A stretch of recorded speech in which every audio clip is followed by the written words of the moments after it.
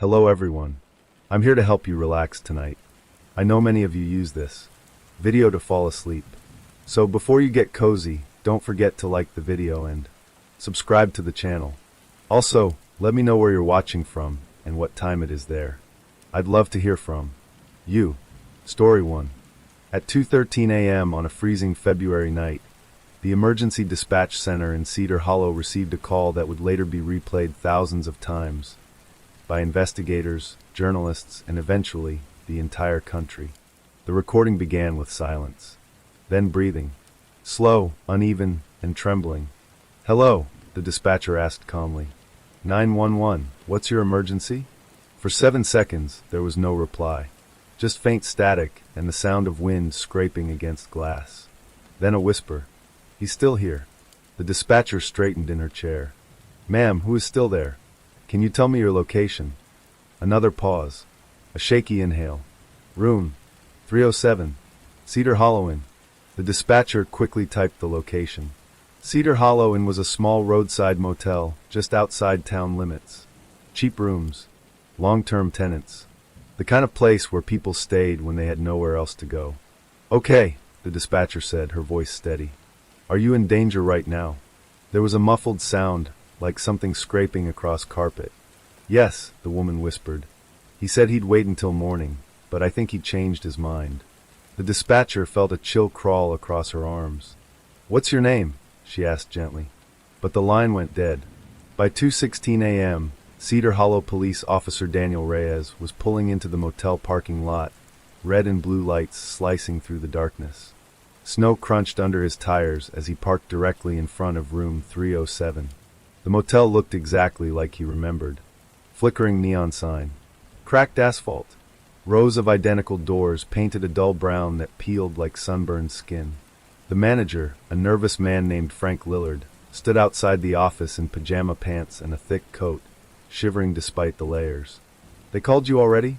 Frank asked as Officer Reyes stepped out of his cruiser. "Yes. Did you hear anything from room 307? Frank shook his head rapidly. "No. Haven't rented that room in 3 days. Not since, you know." Reyes froze. "Since what?" Frank swallowed. "The last tenant checked out. Or at least, I think she did." Reyes approached room 307 cautiously. The outdoor hallway lights buzzed overhead, casting a sick yellow glow across the frost-covered railing.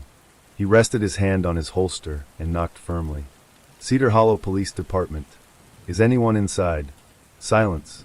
He knocked again. Harder. "Ma'am, if you're inside, we're here to help." Still nothing. Reyes glanced at the window.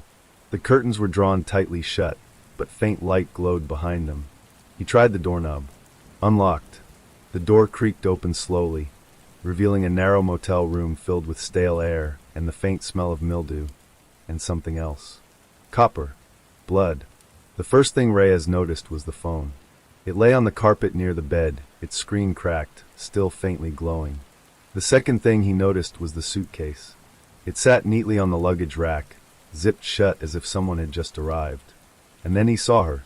She lay beside the bed, one arm stretched toward the phone, fingers frozen mid-reach. Her eyes stared blankly toward the ceiling, her mouth slightly open as if her final breath had been interrupted. Blood pooled beneath her shoulder, dark and glossy against the motel's faded floral carpet. Reyes immediately called it in. "Dispatch, we have a confirmed fatality." He stepped deeper into the room, scanning for signs of forced entry. There were none. The window was locked. The chain latch on the door hung loosely and used. And there were no signs of a struggle.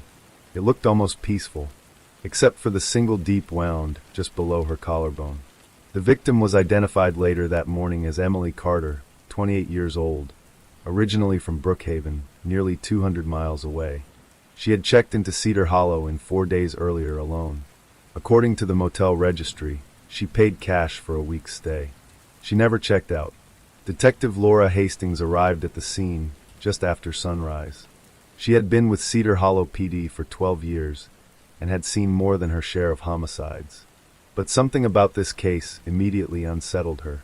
Maybe it was the room itself. It was too organized. Emily's clothes were folded neatly inside dresser drawers. Her toiletries lined the bathroom sink with precise alignment. Even her shoes were placed side by side beneath the desk. Victims rarely left rooms that orderly before violent deaths.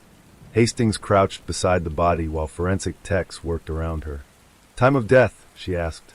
"Rough estimate," the medical examiner replied. "Between midnight and 1:30 a.m. Hastings frowned. The 911 call came at 2:13. The examiner nodded slowly. "That's what dispatch told us." A heavy silence fell between them. Hastings picked up the phone from the evidence bag once it was cleared. The cracked screen flickered to life when she pressed the power button. Call history displayed one outgoing call. 9:11, 2:13 a.m. No other recent calls. No texts. No messages. She scrolled through Emily's contacts. Most were generic names. Mom, Dad, Work, Sarah. But one contact caught her attention. It was saved as "Do not answer." Hastings tapped it. No phone number appeared. Just a blank entry. Later that afternoon, Hastings interviewed motel manager Frank Lillard in his cramped office. Frank twisted his hands nervously as he spoke. "She seemed normal," he insisted. "Quiet. Polite. Paid on time. Stayed mostly in her room." "Did she have visitors?" Hastings asked. Frank hesitated. "Well, maybe." Hastings leaned forward. "Maybe? I saw someone outside her room 2 nights ago," he admitted. "Tall guy, wearing one of those heavy winter coats with the hood up. I thought he was just another guest." "Did you see his face?" Frank shook his head. "No, but he stood there for a long time, just staring at her door." Surveillance cameras at the motel were notoriously unreliable. Half of them didn't work at all, and the ones that did produced grainy, time-stamped footage that looked like it belonged in 1998. But Hastings insisted on reviewing everything. Hours later, she finally found it. Camera 4 covering the east hallway. At 11:42 p.m., Emily Carter appeared outside room 307. She was carrying a small plastic bag from the motel vending machine. She unlocked her door and stepped inside. 30 seconds later, the hallway went empty. At 12:06 a.m., a figure entered the frame. Tall, broad-shouldered, wearing a dark hooded parka. He walked slowly down the hallway until he reached room 307. And then he stopped. He didn't knock. He didn't move. He just stood there facing her door for nearly 4 minutes. Then he turned and walked out of frame. Hastings leaned closer to the screen. "Is that it?" she asked the technician. "No," he said quietly. "There's more." He fast-forwarded the footage. At 1:58 a.m., the hallway camera flickered with static. When the image stabilized, the same figure stood outside room 307 again. But this time, he was closer to the door. Much closer. So close that his shadow stretched across it like a black stain. Hastings felt her stomach tighten. "Did he enter?" she asked. The technician rewound, zoomed in, enhanced contrast. The footage was barely clear enough, but one detail stood out. The doorknob turned slightly. Then the door opened, just a few inches. The figure slipped inside. The timestamp read 1:59 a.m. Hastings checked the next clip. There was no footage of him leaving. By evening, the case had already begun attracting attention across Cedar Hollow. A young woman murdered in a roadside motel was disturbing enough, but the missing suspect made it worse. Still, Hastings couldn't shake one specific detail. If the suspect entered at 1:59 a.m. and Emily died shortly after, then who made the 2:13 a.m. call? The autopsy the next morning only deepened the mystery. Emily Carter had died from a single, precise stab wound delivered with surgical accuracy. The blade had pierced her heart almost instantly. There were no defensive wounds, no bruises, no signs she fought back. Toxicology revealed no drugs or alcohol in her system. But there was something else. Under her fingernails, the lab found traces of old, dried blood. Not her blood, someone else's. When Hastings called Emily's parents in Brookhaven, their grief quickly turned into confusion. "She wasn't supposed to be there," her mother said through tears. "What do you mean?" Hastings asked. "She told us she was staying with a friend. She never mentioned Cedar Hollow." "Did she mention anyone she was afraid of?" A long silence followed. Finally, her father spoke. "She quit her job 3 weeks ago, packed her things, and left in the middle of the night." "Why?" "She said someone had been calling her. Over and over. From blocked numbers." Hastings glanced at Emily's phone sitting on her desk. Did she say who it was? Her father's voice trembled. She said it was someone she already buried. That evening, Hastings sat alone in her office, replaying the 911 call for the 10th time. The whisper, the fear, the final words. He's still here. But this time, Hastings noticed something new. Right before the call disconnected, there was a faint background sound, barely audible. She enhanced the audio repeatedly, slowed it down, isolated the frequencies. And finally, she heard it clearly. A second voice. Deep. Calm. Almost amused. It spoke only 3 words. Words so quiet, they nearly vanished beneath the static. You called them? Hastings leaned back in her chair, her pulse hammering in her ears. Because according to the autopsy, Emily Carter was already dead when that call was placed. And somewhere in Cedar Hollow, someone else had been standing in room 307, holding her phone, listening to the dispatcher, waiting. Detective Laura Hastings didn't sleep that night. The recording looped through her mind like a broken alarm she couldn't shut off. The whisper, the breathing, and most disturbing of all, the second voice buried beneath the static. You called them? By sunrise, Hastings was already back at Cedar Hollow Inn. Frost coated the railings again, and the same flickering neon sign buzzed overhead like it hadn't rested since the murder. Crime scene tape still wrapped around room 307, snapping lightly in the wind. Officer Reyes stood guard near the door, sipping lukewarm coffee from a paper cup. You're early, he said. I never left the case, Hastings replied. Reyes nodded toward the room. Forensics finished overnight. They cleared most of it, but, he hesitated, they found something else. Inside, the motel room looked emptier than before, stripped of the body and most evidence markers. But the silence felt heavier now, like the room itself was holding its breath. Reyes pointed toward the bathroom. They missed it during the initial sweep, he said. Hastings stepped inside the tiny bathroom, the fluorescent light buzzing overhead. The mirror was fogged with condensation stains, and the sink had been wiped clean except for faint chemical streaks left behind by forensic testing. Reyes crouched beside the bathtub and pulled back the shower curtain. There, he said. On the inside wall of the tub, barely visible beneath dried soap residue, were 3 words written with a finger. Still here waiting. Hastings stared at it, her pulse slowing into a steady, uneasy rhythm. Blood? She asked. Reyes shook his head. Preliminary tests say no. Just water residue and skin oil. Whoever wrote it used a wet finger. Hastings leaned closer. Any idea when it was written? Not yet. She stepped back slowly, absorbing the message. Still here waiting. It didn't feel like a threat. It felt like a promise. Back at the station, Hastings gathered everything they knew about Emily Carter. 28. Former dental assistant. No criminal record. No history of violence. No documented enemies. But her final 3 weeks painted a different picture. She'd abruptly resigned from her job without explanation, closed her bank account, sold her car for cash, then vanished from Brookhaven entirely. Her phone records revealed dozens of missed calls from blocked numbers. Most lasted only a few seconds, but one call stood out.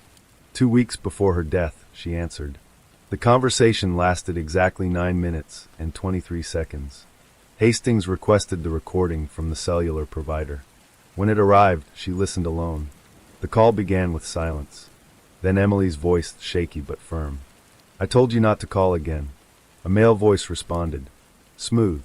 Calm. Almost comforting. You didn't finish our conversation. There is no conversation, Emily snapped. You're supposed to be gone. A soft chuckle echoed through the recording. Emily, you know I don't leave things unfinished. The recording cut off abruptly after Emily shouted. You died. Hastings replayed the final seconds several times. Each time, her stomach twisted tighter. Later that afternoon, Hastings and Reyes drove to Brookhaven to speak with Emily's former co-worker and closest friend, Sarah Donnelly. Sarah lived in a small apartment above a bakery that smelled faintly of cinnamon and burnt sugar. She opened the door with red-rimmed eyes and trembling hands. I knew you'd come eventually, she said. Inside, Sarah clutched a mug of tea but never drank it. She was terrified, Sarah admitted quietly. Not anxious, not stressed, terrified. Of who? Hastings asked. Sarah swallowed. Of someone named Victor. Hastings exchanged a glance with Reyes. Victor who? She asked. I don't know, Sarah said. She never told me his last name. But she said he used to be her patient when she worked at the dental clinic. Used to be? Reyes asked. Sarah nodded slowly. He died last year. According to clinic records, Victor Hale, age 36, had been a regular patient for nearly 2 years. 1 year ago, Victor Hale died in a house fire. The fire had been ruled accidental. Victor's body was found inside his home, burned beyond recognition, but identified through dental records ironically completed by Emily Carter herself. Hastings stared at Victor Hale's file late that night. There was something unsettling about his photograph. He had soft features, gentle eyes, and a faint smile that looked harmless, almost kind. But Hastings had worked enough homicide cases to know appearances meant nothing. Victor's background was nearly spotless. No arrests, no violent history, except for one sealed psychological evaluation ordered 6 months before his death. Hastings filed a court request to unseal it. By morning, she had permission. The evaluation revealed Victor had been under psychiatric observation after co-workers reported disturbing behavior. He had developed an obsessive attachment to a female healthcare provider he refused to name. The report described escalating delusions. Victor believed he and the woman were in a relationship, one she was afraid to admit publicly. The final note from his psychiatrist chilled Hastings the most. Patient expresses belief that death is not a barrier to emotional continuity. States he will wait as long as necessary for the subject. Hastings leaned back in her chair, staring at the words. Still here waiting. The next discovery came from Victor Hale's fire investigation report. The blaze had destroyed most of his house, but investigators recovered one partially burned notebook. Most pages were unreadable, but one entry survived. It contained a single sentence written repeatedly across the page in frantic handwriting. If she won't stay with me alive, she'll stay with me after. Reyes rubbed his temples as Hastings shared the findings. Okay, he said slowly. This guy was clearly unstable. But he died, confirmed by dental records. How is he connected to Emily's murder now? Hastings didn't answer immediately, because she didn't have one. 2 days later, forensic lab results returned from the blood found under Emily's fingernails. DNA matched Victor Hale. Reyes stared at the report like it might change if he blinked. That's impossible, he said quietly. He died a year ago, Hastings replied. Exactly. They pulled Victor's death file again, combing through every detail of the fire. And that's when they found it. Victor's body had been identified solely through dental comparison. But the fire had been so intense that only partial remains were recovered. There was no DNA confirmation. No fingerprints. Just teeth. Teeth Emily herself had treated, documented, and verified. Hastings felt a cold realization begin to form. What if, she started slowly, Victor Hale never died in that fire? Reyes stared at her. You're saying he staged his own death? It's possible, Hastings said. Especially if he knew Emily was the one verifying his dental records. Reyes exhaled sharply. If that's true, he's been planning this for a year. That evening, Hastings returned to the motel one more time, unable to shake the feeling that something about room 307 still hadn't been uncovered. The sun was setting, painting the sky in dull orange streaks as she stepped inside the now empty room. The carpet had been partially removed, the mattress gone. The room echoed hollowly with each step. She stood in the center of the space, replaying the timeline in her mind. Victor fakes his death, obsesses over Emily, finds her again in Cedar Hollow, kills her, makes the 911 call. But why call police at all? The question gnawed at her. Then she noticed something strange. Near the air vent beneath the window, the carpet padding had been sliced open during evidence removal. Inside the padding, she saw something metallic. Hastings knelt and carefully pulled it free. It was a small digital voice recorder. Still powered on. Still recording. Her hands trembled as she pressed play. Static crackled, followed by muffled movement sounds. Then Emily's voice filled the tiny speaker. Victor, please, you need help. Another voice answered softly, intimately. I told you, Emily. I don't need help. I just need you. There was a sudden scuffle, a gasp, and a dull thud. Emily's breathing turned ragged. "Why are you doing this?" she whispered weakly. A pause followed. Then Victor spoke again.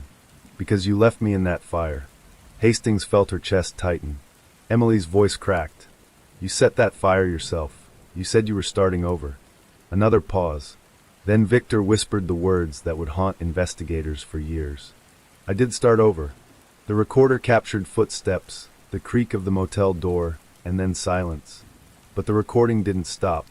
Minutes passed. Then a new sound emerged. Footsteps returning, a phone unlocking, and Victor's voice again, colder now, distant. "You shouldn't have called them." Hastings turned off the recorder, her hands shaking. Because the timestamp on the device showed it was still recording 30 minutes after Emily's estimated time of death. And if Victor Hale had truly been standing in that room, then somewhere he was still alive, still waiting, and possibly already watching someone else. By the time Detective Laura Hastings finished listening to the voice recorder, the sun had already slipped below the Cedar Hollow skyline. The empty motel room felt colder now, not from the winter air leaking through the cracked window frame, but from the growing certainty settling in her chest. Victor Hale hadn't died in that fire. He had disappeared, and for a full year, he had been waiting. The next morning, Hastings reopened Victor Hale's death investigation with the intensity of someone racing against time. If Victor was alive, he wasn't just a suspect. He was a predator who had already proven he could erase himself from existence once before. She began with the fire scene report. Victor's house had burned on March 14th of the previous year, in a quiet suburban block on the edge of Brookhaven.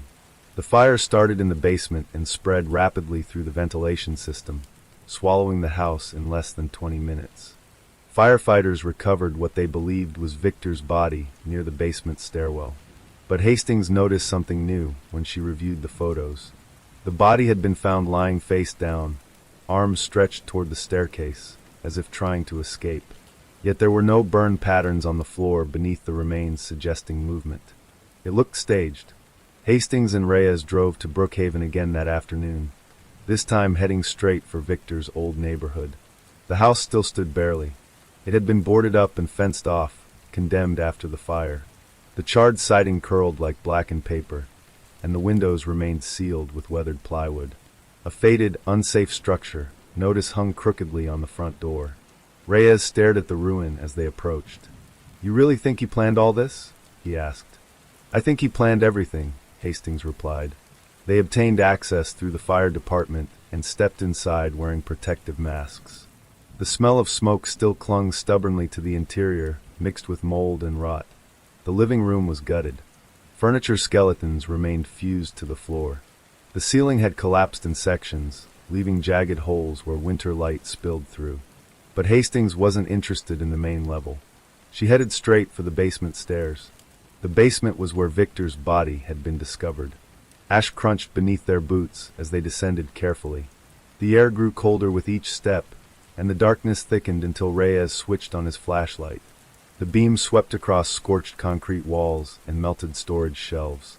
Hastings studied the crime scene photos on her tablet, comparing them to the current layout. "Body was found here," she said, pointing to a darkened patch near the stairwell. Reyes nodded. "That's what the report says." Hastings crouched low, scanning the floor, and then she saw it. A faint rectangular outline in the soot, like something heavy had been dragged across the ground. "Reyes," she whispered. He stepped closer. "What is it?" "Look at this." He aimed the flashlight downward. The drag marks led toward the back wall of the basement, where a large steel storage cabinet once stood. According to fire reports, the cabinet had collapsed during the blaze and been removed during debris clearing. But Hastings noticed something else. Behind where the cabinet had stood, the wall paint looked slightly different. Less burned, less blistered. She ran her gloved fingers along the surface. Hollow. Reyes grabbed a crowbar from the evidence kit, and together they pried at the weakened drywall. The panel cracked and gave way, revealing a narrow crawl space hidden between foundation beams. Inside was a tunnel, not a natural one, a constructed passage reinforced with wooden supports, leading deeper beneath the house and toward the backyard. Reyes stared into the darkness. "You've got to be kidding me." Hastings shined her flashlight inside. The tunnel floor was lined with plastic sheeting. old but intact. He built himself an exit, she said quietly. They followed the tunnel carefully, crouching through the narrow space until it emerged behind the property, concealed beneath a rusted tool shed that had collapsed long ago. The exit opened into the wooded area bordering the neighborhood. If Victor had used this tunnel during the fire, he could have vanished into the forest without anyone noticing. Reyes exhaled slowly. That means the body in the basement. Wasn't him, Hastings finished. Forensic reanalysis began immediately. Investigators re-examined preserved bone fragments recovered from the fire. Advanced DNA testing revealed the truth within 48 hours. The remains belonged to a missing homeless man reported last seen 2 weeks before the fire. Victor Hale had murdered someone else, placed the body inside his house, and burned it to fake his own death. The realization hit Cedar Hollow police like a shockwave. Victor Hale wasn't just obsessive. He was methodical, patient, and now active again. Hastings turned her focus toward Victor's life before the fire. Financial records revealed he had quietly withdrawn nearly $40,000 in cash over 6 months prior to his supposed death. He had also purchased survival gear, prepaid phones, and camping equipment under multiple aliases. But the most disturbing discovery came from his online activity. Victor had spent months researching Cedar Hollow. Maps, motel layouts, police response times, weather patterns. He had chosen Cedar Hollow deliberately. 3 days later, a break came from an unexpected source. A gas station clerk 20 miles outside Cedar Hollow contacted police after seeing Victor's photo on the news. "I think he's been here," the clerk said. Security footage confirmed it. 2 nights before Emily's murder, a tall man matching Victor's build entered the station wearing a hooded coat. He paid cash for bottled water, disposable gloves, and a cheap burner phone. But the footage showed something else. As Victor exited the store, he paused briefly at the security camera and smiled. Hastings stared at the freeze frame. "That's not panic," Reyes said. "That's confidence," Hastings replied.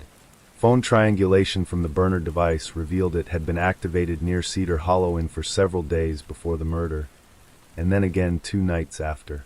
The final signal pinged from a remote stretch of highway leading toward an abandoned mining district.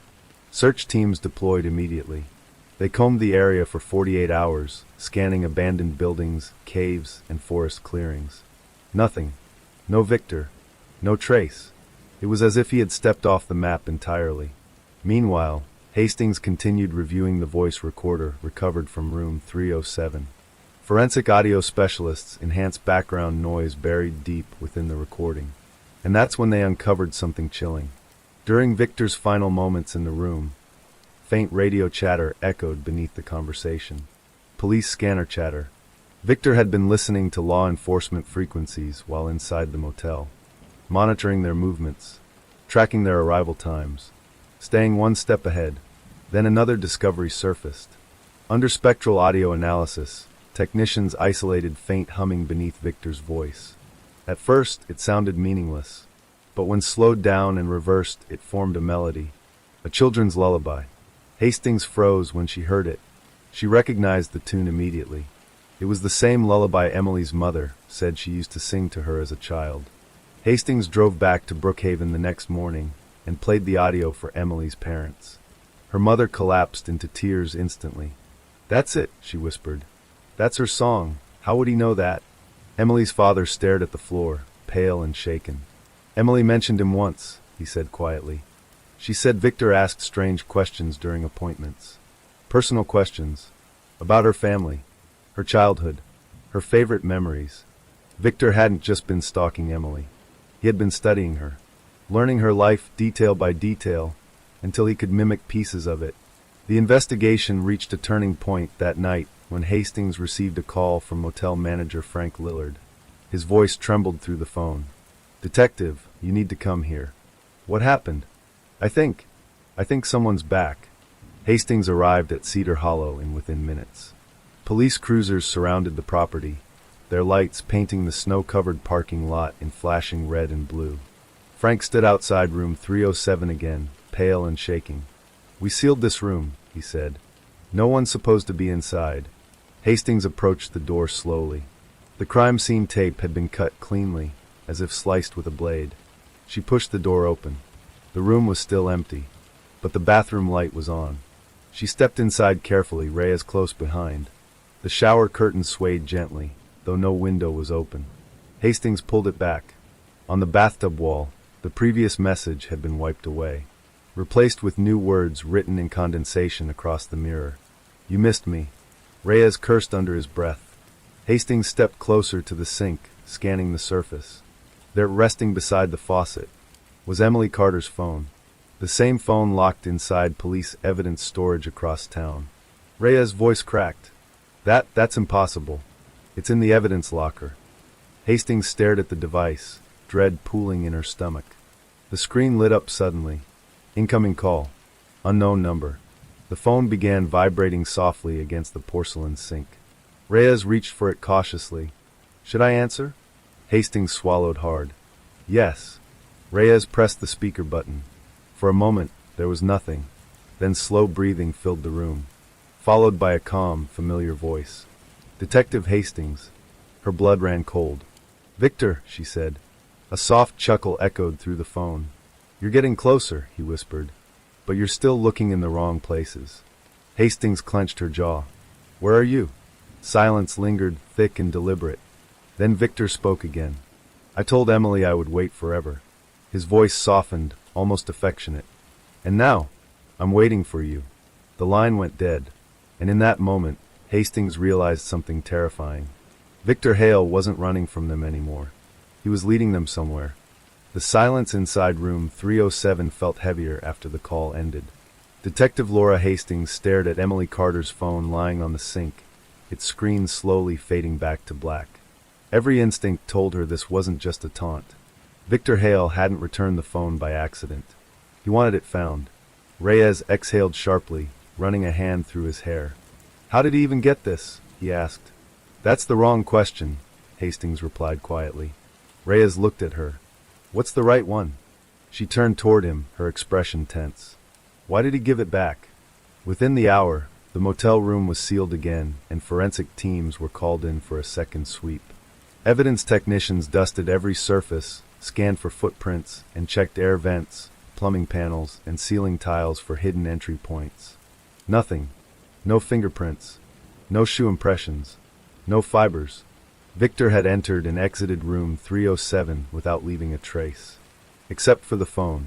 Back at the station, the evidence locker was inspected immediately. Officer Malik, the property custodian, stood pale and sweating beside the metal storage cabinets. "I locked it myself," he insisted. "Logged it. Sealed it. No one signed it out." Hastings checked the locker log. He was right.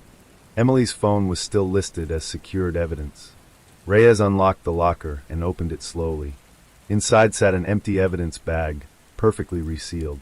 Hastings examined the tamper strip carefully. It hadn't been broken. "That's not possible," Reyes muttered. Hastings didn't answer, because deep down she already knew. Victor wasn't just stalking victims. He was studying systems, learning procedures, testing weaknesses. Digital forensics extracted fresh data from the returned phone. Despite the cracked screen and wiped call history, technicians recovered a partial GPS log hidden within the device's background memory. It showed one movement pattern after Victor left room 307. The phone traveled north, toward the abandoned mining district investigators had already searched. But the path ended near a location they had overlooked, an old maintenance road leading into the hills. By dusk, Hastings and Reyes were leading a search convoy through the snow-covered mining trail. Pine trees towered overhead, their branches sagging under fresh frost. The road narrowed into a winding path barely wide enough for 2 vehicles. After 2 miles, the trail opened into a clearing, and there, hidden between jagged rock formations, stood an abandoned ranger cabin. The cabin looked abandoned decades ago.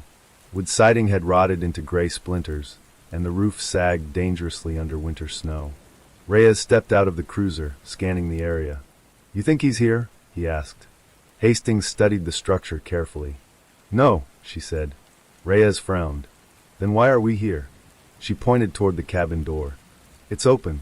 The tactical team swept the building cautiously, weapons drawn.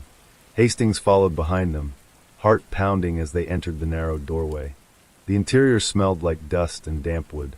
Furniture had been stripped long ago, leaving only cracked floorboards and peeling wallpaper.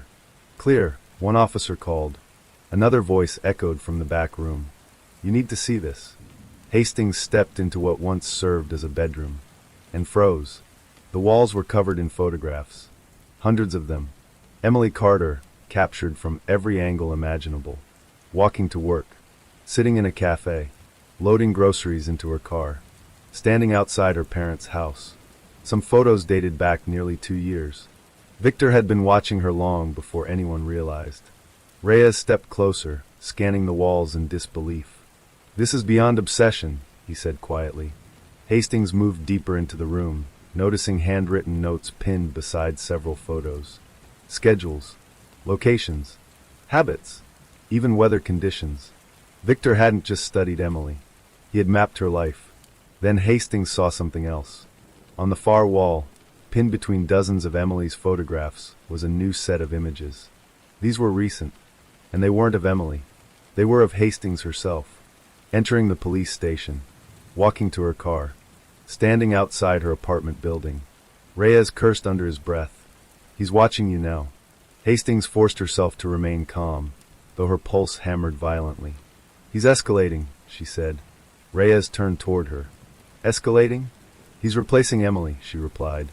Forensics processed the cabin overnight.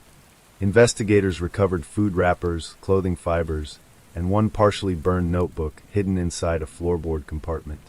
Inside the notebook were pages filled with neat, controlled handwriting. Victor's journal. Hastings read it alone in her office the next morning. Most entries described Emily with chilling affection. He wrote about her laugh, her routines, even her expressions during dental visits. But the final pages shifted dramatically. His tone changed. Colder. Detached. One entry read, "She betrayed our story by ending it too soon." Another followed days later. "The detective listens better. She pays attention. She hears me." Hastings swallowed hard and continued reading. The final entry made her hands tremble. "She will understand why Emily couldn't." Reyes entered her office minutes later, holding a forensic report.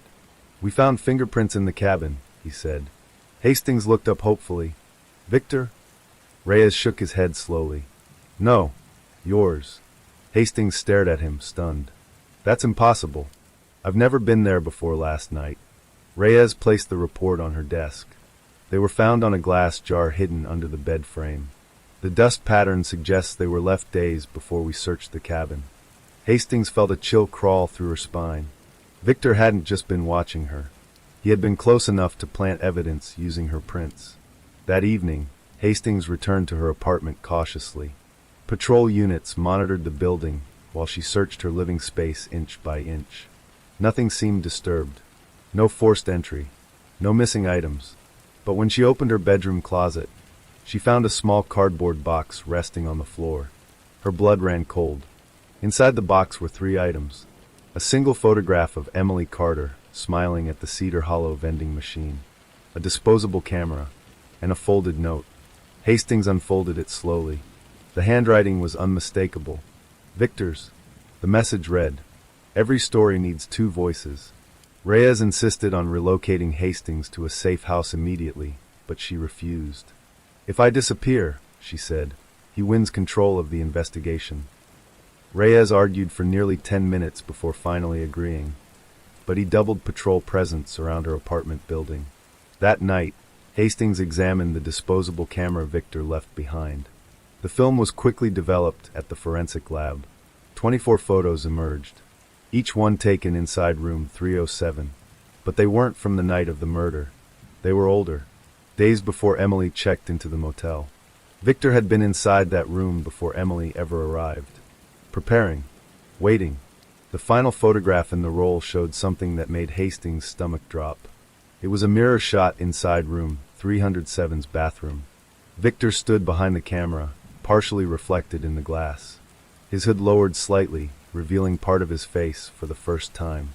And behind him, written faintly in condensation across the mirror, were 3 words. "She will come." Hastings stared at the image for a long time. because below those words, in a different handwriting, someone else had written a reply. Smaller. Messier. Almost desperate. I won't. The handwriting matched Emily Carter's. Later that night, Hastings sat alone in her apartment reviewing the case timeline again. Every clue, every message, every location Victor had revealed felt deliberate, like stepping stones. He wasn't hiding from her. He was guiding her, leading her toward something. At exactly 1:59 a.m., her phone vibrated on the table beside her. Unknown number. Hastings stared at it for several seconds before answering. I'm listening, she said calmly. Victor's voice responded immediately. You found the cabin faster than I expected. Hastings gripped the phone tighter. What do you want? Victor's tone softened. Understanding. She laughed bitterly. You murdered her. A pause followed. Then Victor spoke quietly. She chose fear instead of truth. Hastings felt anger rise in her chest. You killed an innocent woman because she rejected you. Victor's breathing slowed through the receiver. You still think this is about rejection? Then what is it about? She demanded. The silence stretched long enough that Hastings thought he had hung up. Then he spoke again. It's about finishing the story correctly. Hastings' voice hardened. And what happens when your story ends? Victor's answer came like a whisper pressed against her ear. It doesn't. The call disconnected. And seconds later, Hastings heard something that made her blood freeze. Footsteps. Slow, deliberate, echoing from the hallway outside her apartment door. The footsteps outside Detective Laura Hastings' apartment were slow, measured, almost patient. She froze in the center of her living room, phone still clutched tightly in her hand. Her pulse thundered in her ears as the sound drew closer, each step echoing through the hallway like a ticking clock counting down to something irreversible. Another step, then another. The floorboards outside her door creaked faintly. Hastings reached for the service pistol resting on her kitchen counter and moved silently toward the entryway. The patrol officers assigned to her building were stationed outside, but suddenly she realized she hadn't heard their voices or radio chatter in several minutes. That silence terrified her more than the footsteps. She pressed her back against the wall beside the door, raising her weapon as she listened. The steps stopped, right outside her apartment. Then came a soft sound, 3 gentle knocks. Not forceful, not hurried, almost polite. Hastings held her breath. The knock came again, 3 times. Her phone vibrated suddenly in her hand. Unknown number. Victor. She hesitated for only a second before answering, keeping her voice low. You're outside. A quiet chuckle flowed through the speaker. I'm very close, Victor whispered. Hastings gritted her teeth. If you're here, it's over. Officers are downstairs. Victor didn't respond immediately. Then she heard something through the phone that made her stomach drop.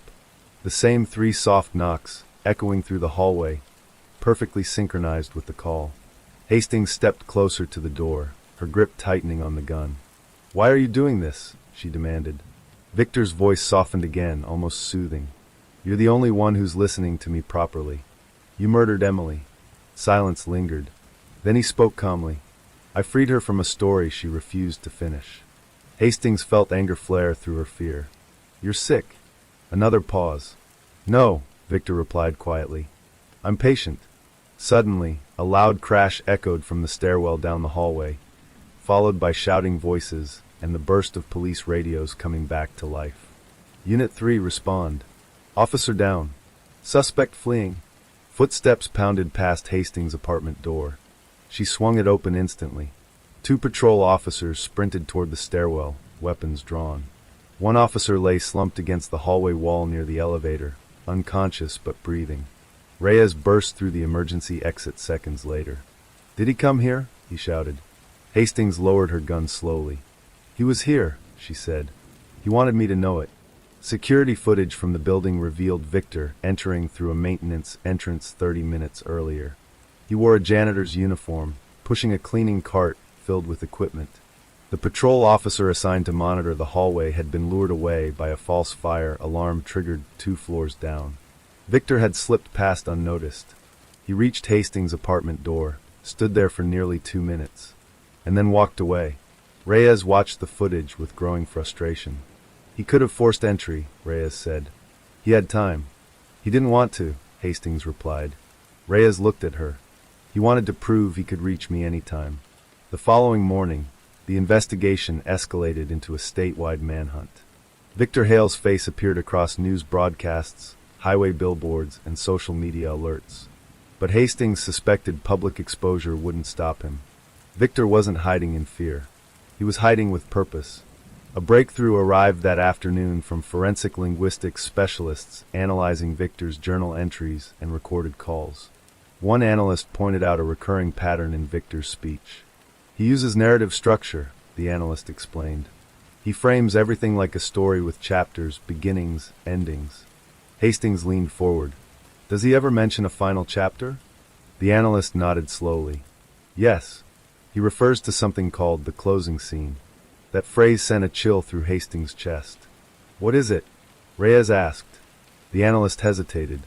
In several entries, Victor describes it as a place where truth and memory meet. Hastings frowned. That doesn't help. The analyst continued scanning notes. There's one repeated reference tied to the phrase. He turned the monitor toward them. Victor had written, "The closing scene must happen where she first understood me." Hastings and Reyes returned to Brookhaven immediately, combing through every documented interaction between Victor and Emily. Dental clinic, local cafes, parks, libraries. But one location stood out, Emily's childhood home. Emily's parents allowed investigators to search the property again, though they remained shaken by the renewed attention. The modest suburban house looked peaceful beneath the winter sun, its porch decorated with fading holiday lights still hanging from the railing. Hastings stepped inside slowly, scanning family photos lining the walls. "Emily grew up here?" she asked. Her mother nodded quietly. "All her life." In Emily's old bedroom, Hastings noticed something unusual. A small corkboard still hung above the desk. It displayed childhood drawings, school ribbons, and handwritten notes from years past. But one item didn't belong among childhood memories. A torn photograph taped near the corner. It showed Emily standing outside the dental clinic parking lot. Victor stood in the background, partially hidden behind a car. The photo had been taken months before his supposed death. "Emily found this after the fire," her mother said quietly. "She showed it to us once, said she thought he might still be alive." "Why didn't she go to police?"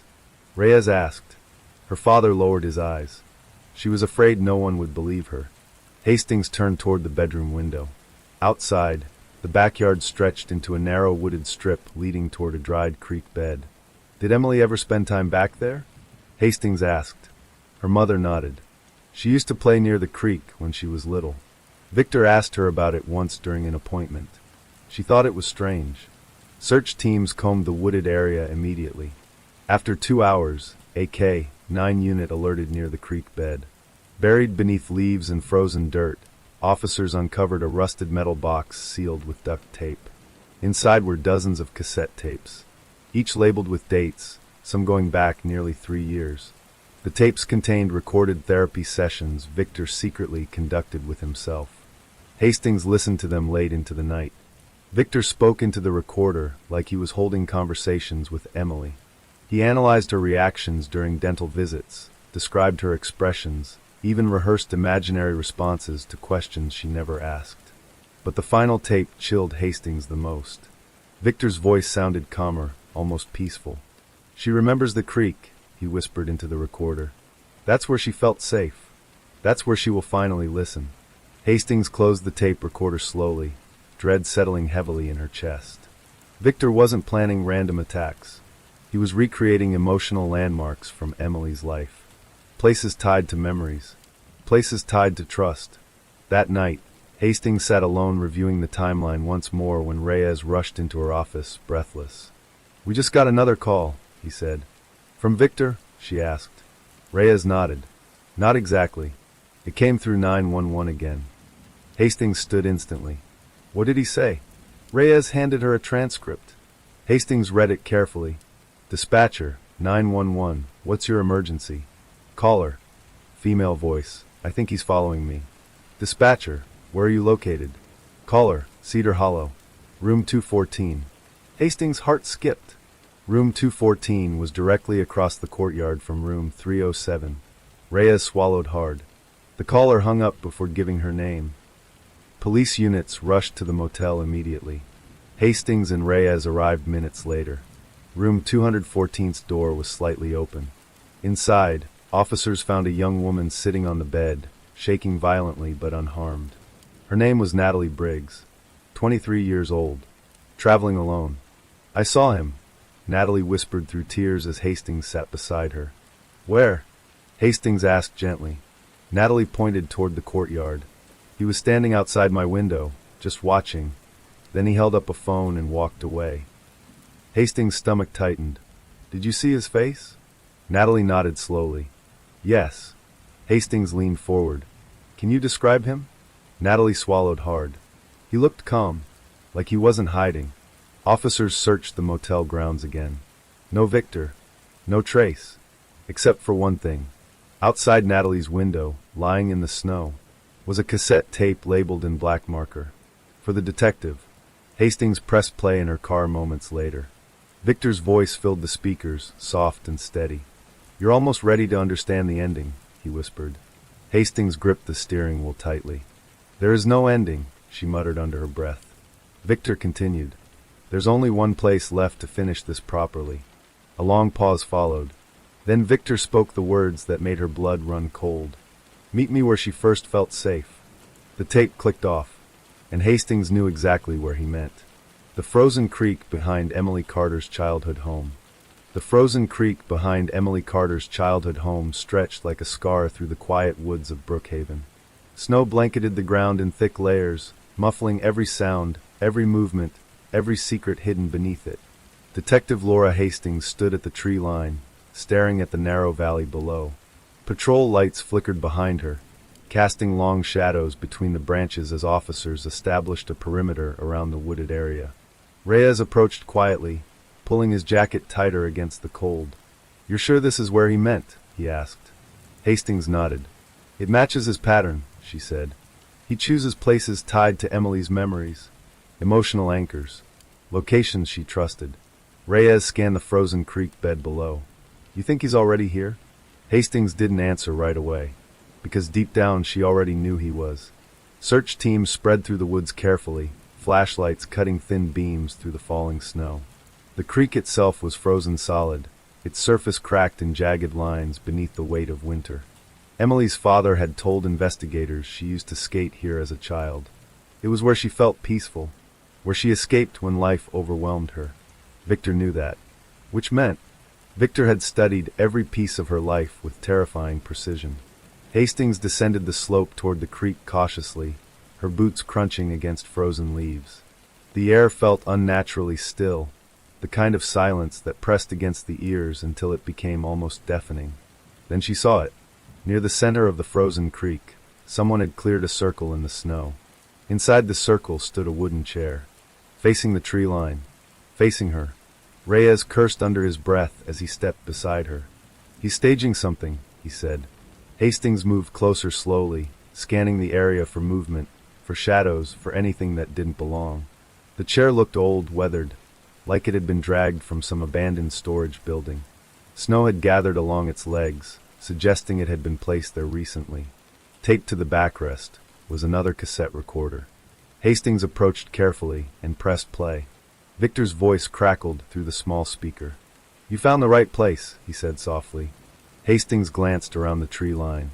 "Where are you?" she called out. Only silence answered. The recording continued. "She loved this creek. She told me once that the ice felt like glass, like she was standing on memories." Hastings felt her chest tighten. "Victor," she shouted, "this ends tonight." The recording paused briefly.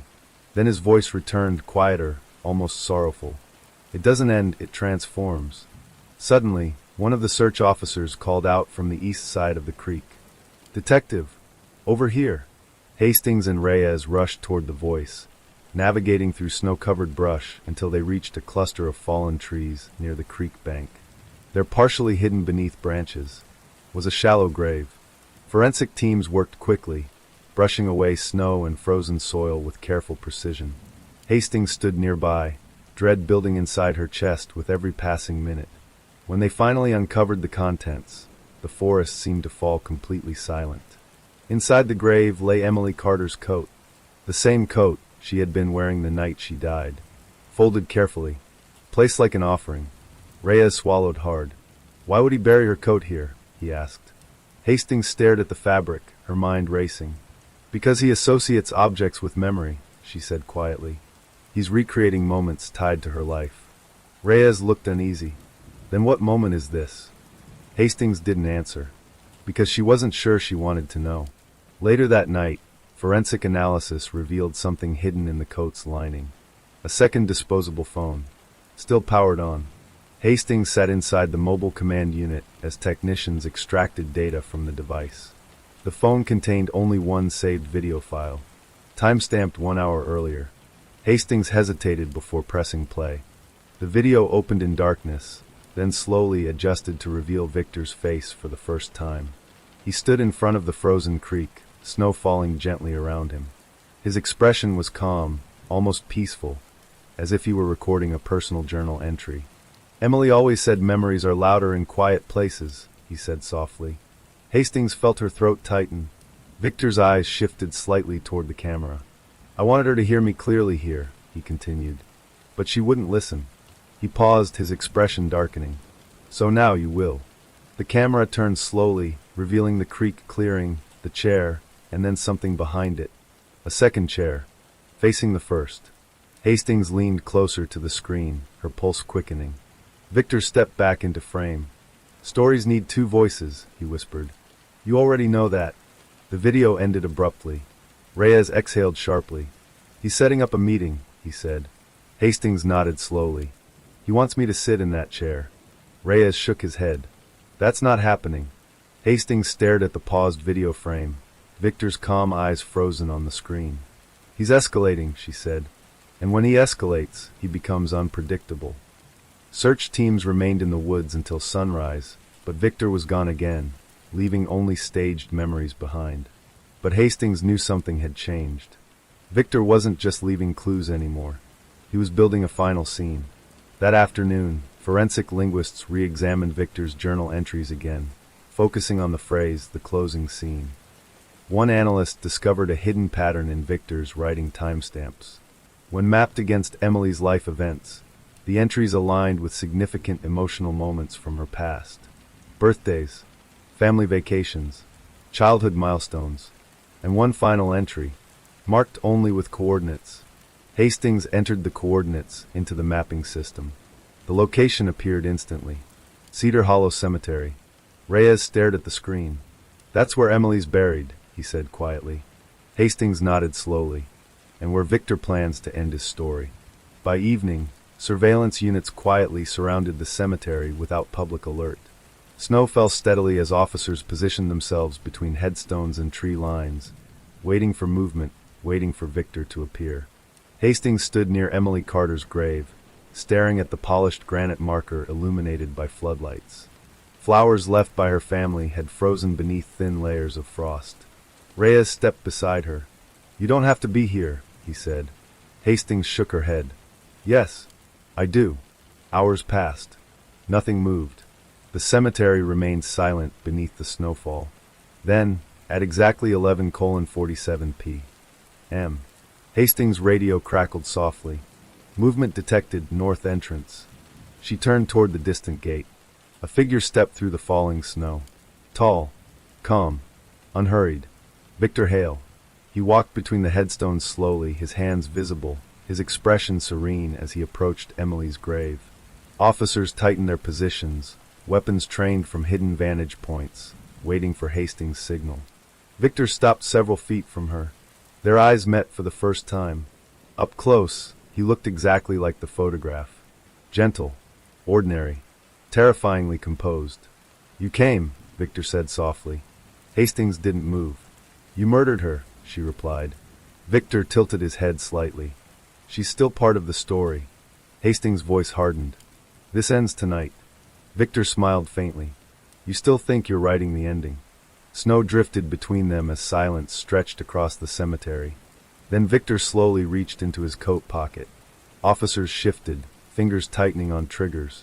Victor pulled out a small cassette tape and placed it gently on Emily's grave. For you, he said quietly. Hastings stepped forward cautiously, and picked up the tape. "What is it?" she asked. Victor's smile faded, replaced by something almost sad. "The truth," he whispered. Suddenly, Hastings noticed something in Victor's other hand. A small remote device. Her heart dropped. "Victor," she said slowly. "What did you do?" Victor's gaze shifted toward the surrounding cemetery. "I finished preparing the closing scene," he replied calmly. Reyes shouted into his radio. "Bomb squad. Now." Victor's thumb hovered over the remote. Hastings stepped closer, her voice urgent. "You don't have to do this." Victor looked at her, truly looked at her, for the first time. "I already did," he said softly. By the time dawn crept over Hollow Creek, Detective Mara Ellison hadn't slept in nearly 30 hours. The evidence from Cabin 14 had been bagged, photographed, and rushed to the forensics lab, but her mind refused to slow down. Because they finally had something they'd never had before. A survivor. The girl in Cabin 14. The teenager found hiding beneath the floorboards had been transported to Hollow Creek General under heavy police escort. Doctors confirmed she was severely malnourished, dehydrated, and suffering from untreated infections, but alive. Barely. Her name, they learned, was Lena Corbett.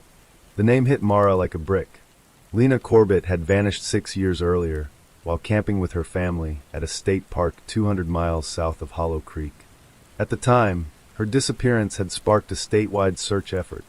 Helicopters, tracking dogs, hundreds of volunteers combing the forest. But Lena had never been found. Until now. Hospital interrogation. Mara stood outside Lena's hospital room, staring through the glass. The girl looked impossibly small beneath the blankets. Her skin was pale, almost gray, and her hair, once described in old photos as bright chestnut, hung in brittle, uneven strands around her shoulders. Dr. Feldman approached quietly beside her. "She's conscious," he said, lowering his voice. "But she's fragile, physically and psychologically." "I only need a few questions," Mara replied. "She hasn't spoken much. Just fragments. Night terrors. Repeating phrases." "What phrases?" The doctor hesitated. "She keeps saying, 'Don't let him hear you breathing.'" Mara's stomach tightened. First words. When Mara entered the room, Lena's eyes flickered toward her immediately. The girl's pupils were wide, darting between corners as if scanning for danger that wasn't there. Mara pulled a chair close to the bed, but kept her posture relaxed, non-threatening. "Hi, Lena. I'm Detective Ellison. You're safe now." The girl's lips parted slightly, but no sound came out. Mara placed a photograph gently on the bedside table. It showed the faded Polaroid from Cabin 14, the 6 children standing in front of the lodge. "Do you recognize this?" Mara asked softly. Lena's breathing changed instantly. Faster. Shallower. Her fingers trembled beneath the blanket. "He made us stand there," Lena whispered, her voice rough like broken glass. "He liked pictures." Mara leaned forward slightly. "Who, Lena?" Silence stretched across the room. The machines beside the bed hummed steadily, tracking Lena's racing heartbeat.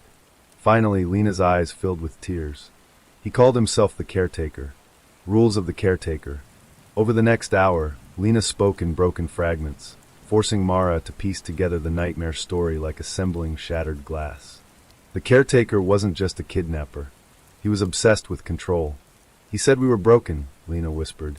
"Said the world didn't deserve us. That he was saving us." "How many children were there?" Mara asked. "At first 6. The number from the photograph." "What happened to the others?" Lena's eyes drifted toward the ceiling, her expression hollow. "He punished them when they broke rules." "What rules?" "Never speak above a whisper. Never leave your room without permission. Never look at his face." Mara's pulse quickened. "Did you ever see him clearly?" Lena shook her head weakly. "He wore masks. Different ones. Animal faces. Sometimes wood. Sometimes metal." Mara felt chills crawl down her spine. The masks recovered in Cabin 14 suddenly carried far more weight. The night everything changed. Mara flipped to a new page in her notebook. "Lena, how did you survive?" For the first time, Lena's expression shifted, not fear, but something heavier. "Guilt. I wasn't supposed to," she whispered. Mara waited. The last girl tried to run. Her name was Daisy. She found a window in one of the cabins and climbed out during a storm. Mara recognized the name instantly, Daisy Merritt, missing 4 years earlier. He caught her, Lena continued, her voice cracking. Dragged her back, made us watch. Mara clenched her jaw but forced herself to remain composed. He said escape meant abandonment. Said she didn't deserve protection anymore. What happened to her, Lena? The girl squeezed her eyes shut. He took her into the woods. She never came back. The underground rooms. Mara leaned closer.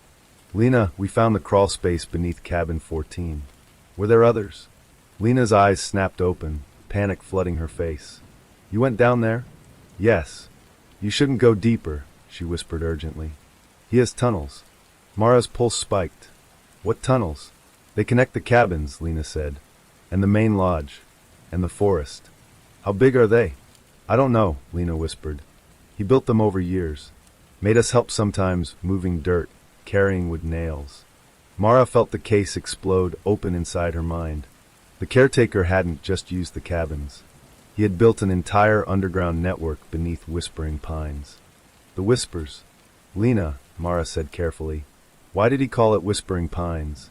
The girl stared past Mara, as if seeing something that wasn't there. Because he said the forest talks, she murmured. He said it tells him which children are lost enough to save. Mara's skin prickled. That's why he took kids who were alone. Runaways. Kids walking home from school. Children whose families wouldn't be believed when they said something felt wrong. He studied them first, Lena added faintly. Watched them for weeks. Mara thought about the timeline of disappearances. The geographic patterns. The careful selection. This wasn't impulsive violence. It was meticulous. Calculated. The final revelation. Mara hesitated before asking her final question. Lena, is he still alive? The girl's breathing hitched. He never leaves, she whispered. Did you see him recently? Lena nodded slowly. When the police came to the cabins last week, he knew. He said the forest warned him. He started moving things. Packing. Mara's blood turned cold. Moving where? Lena's lips trembled. There's another place. The symbol returns. Where, Lena?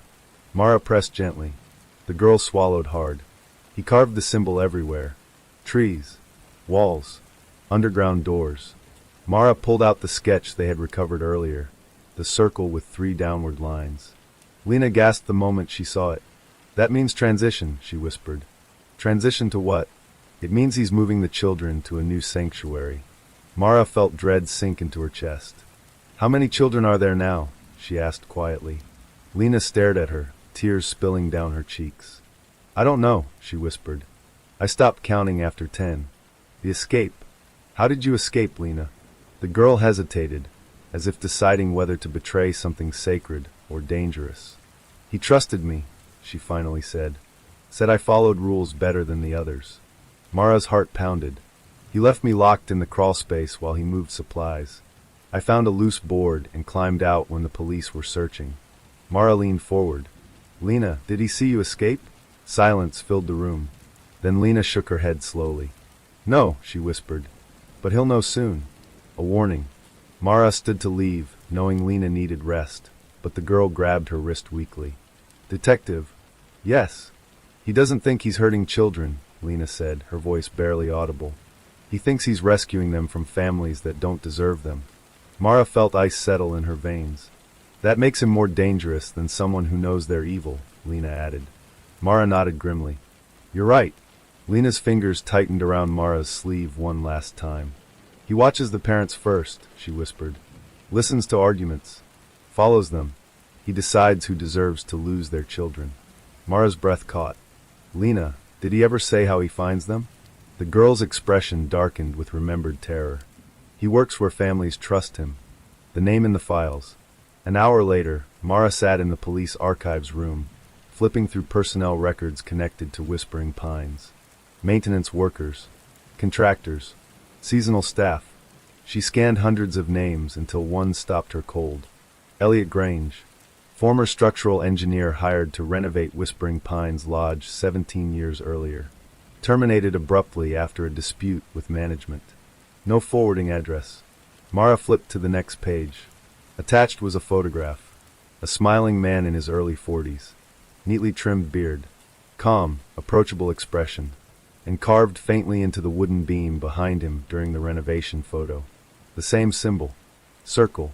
3 downward lines. Mara felt her pulse hammer in her ears. Because Elliot Grange had disappeared from public records the same year the first child vanished. The phone call. Mara grabbed her phone and dialed dispatch. Run everything you have on Elliot Grange. Financials. Relatives. Property ownership. Any land purchases within a 100-mile radius. Yes, detective. She ended the call and stared at the photo again. If Elliot Grange was the caretaker, then he had spent nearly 2 decades building a hidden world beneath whispering pines. And now he was moving. The final discovery of the night. An hour later, Officer Delgado rushed into the archives room, breathless. Detective, you need to see this. What is it? We found Grange's last known purchase. Where? Delgado swallowed hard. Abandoned summer camp, 70 miles north. Mara's stomach dropped. Name? Delgado hesitated before answering. Sanctuary Ridge.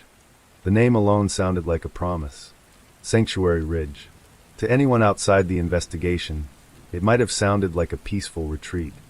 A place where children laughed around bonfires and counselors taught archery and canoeing. But to Detective Mara Ellison, the name felt like a threat carefully disguised as hope. Because she knew men like Elliot Grange didn't choose names accidentally. They built fantasies around them. The race north.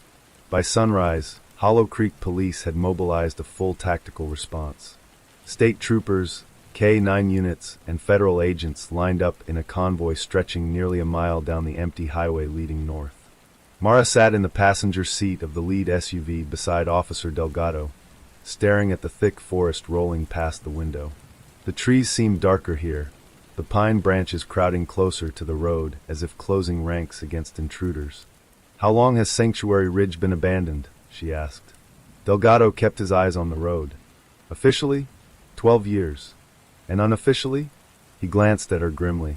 Utilities records show intermittent power usage over the last 5 years. Nothing consistent enough to raise alarms, but enough to suggest someone's been there. Mara's jaw tightened. Grange hadn't just moved operations. He had prepared this place long before leaving Whispering Pines. The layout. Aerial drone footage arrived on Mara's tablet as they drove. She studied the grainy images carefully. Sanctuary Ridge sat on a plateau overlooking a valley thick with fog. The property included a central lodge, 7 cabin clusters, a dining hall, an abandoned rope course, and several storage barns scattered along the treeline. But one detail stood out immediately. Fresh tire tracks leading to the main lodge. Mara zoomed in further. There were also signs of disturbed soil around several cabins. Her pulse quickened. He's digging again, she muttered. The perimeter. By mid-morning, the convoy stopped nearly half a mile from the camp. The terrain beyond was too uneven for vehicles. Teams moved forward on foot, weapons drawn, spreading out through the forest in coordinated formation. The air smelled damp and metallic, like rain was gathering somewhere beyond the hills. The only sound was boots crunching pine needles and the distant cry of a hawk circling overhead. Mara adjusted her vest and followed the tactical team leader, Sergeant Halvorsen. "You expecting resistance?" he asked quietly. "Yes," Mara said, "but not the kind you're thinking." He raised an eyebrow. "Grange believes he's protecting these children. That makes him unpredictable. He may not see us as rescuers." Halvorsen nodded slowly. "Then we move fast." The first cabin. The team reached the outermost cabin cluster within minutes. The doors hung open. Inside, the scene mirrored Whispering Pines, but worse. Mattresses lined the floor, each paired with a small wooden crate labeled with children's names. Toys sat arranged neatly on shelves, but every item was identical. Same stuffed bear. Same coloring books. Same dull gray clothing folded in stacks. Control disguised as care. Mara's chest tightened as she scanned the crates. Several names matched children currently listed as missing nationwide. But the beds were empty. "They were here," Delgado whispered behind her. "Recently," Mara confirmed, pointing to half-eaten food left on a metal tray. Halvorsen stepped forward. "Search the entire compound. Now." The barn. The second discovery came 15 minutes later when a K-9 unit alerted near one of the storage barns at the edge of the property. The barn doors were chained shut from the outside. Halvorsen signaled 2 officers to break the lock. The chain snapped with a metallic crack that echoed across the clearing. Inside, the darkness felt suffocating. Flashlights swept across wooden beams, hay bales, and stacked supply crates. Then Mara heard it. A faint sound. Not quite a voice. A whimper. "Police!" Halvorsen shouted. "If anyone is inside, make a sound." Silence followed. Then scratching. From beneath the floorboards. The hidden chamber. Officers pried up the wooden planks carefully, revealing a narrow ladder descending into darkness. The air rising from below smelled stale and humid. Mara grabbed a flashlight and climbed down behind Halvorsen. The chamber beneath the barn was larger than expected, nearly the size of a basement apartment. Wooden bunks lined the walls, and small lanterns hung from hooks overhead. And in the far corner, huddled together like frightened animals, were 5 children. The youngest couldn't have been older than 6. The oldest maybe 13. Mara lowered her weapon immediately and crouched. "You're safe," she said gently. The children stared at her with wide, hollow eyes. One of the older boys stepped forward slightly. "He said not to trust strangers," he whispered. Mara softened her voice. "Did he tell you what to call him?" The boy nodded. "The caretaker." Mara swallowed the anger rising in her throat. "Where is he now?" she asked. The boy hesitated. "He left before sunrise. Took others with him." "How many others?" The boy counted silently on his fingers. 7. Mara felt dread crawl up her spine. That meant at least 12 victims had been here, and nearly half were still missing. The message on the wall. While medics escorted the rescued children outside, Mara continued searching the underground chamber. That's when she saw it. Carved into the far wall behind the bunks was the familiar symbol, the circle with 3 downward lines. But this time, words had been scratched beneath it. "You are late."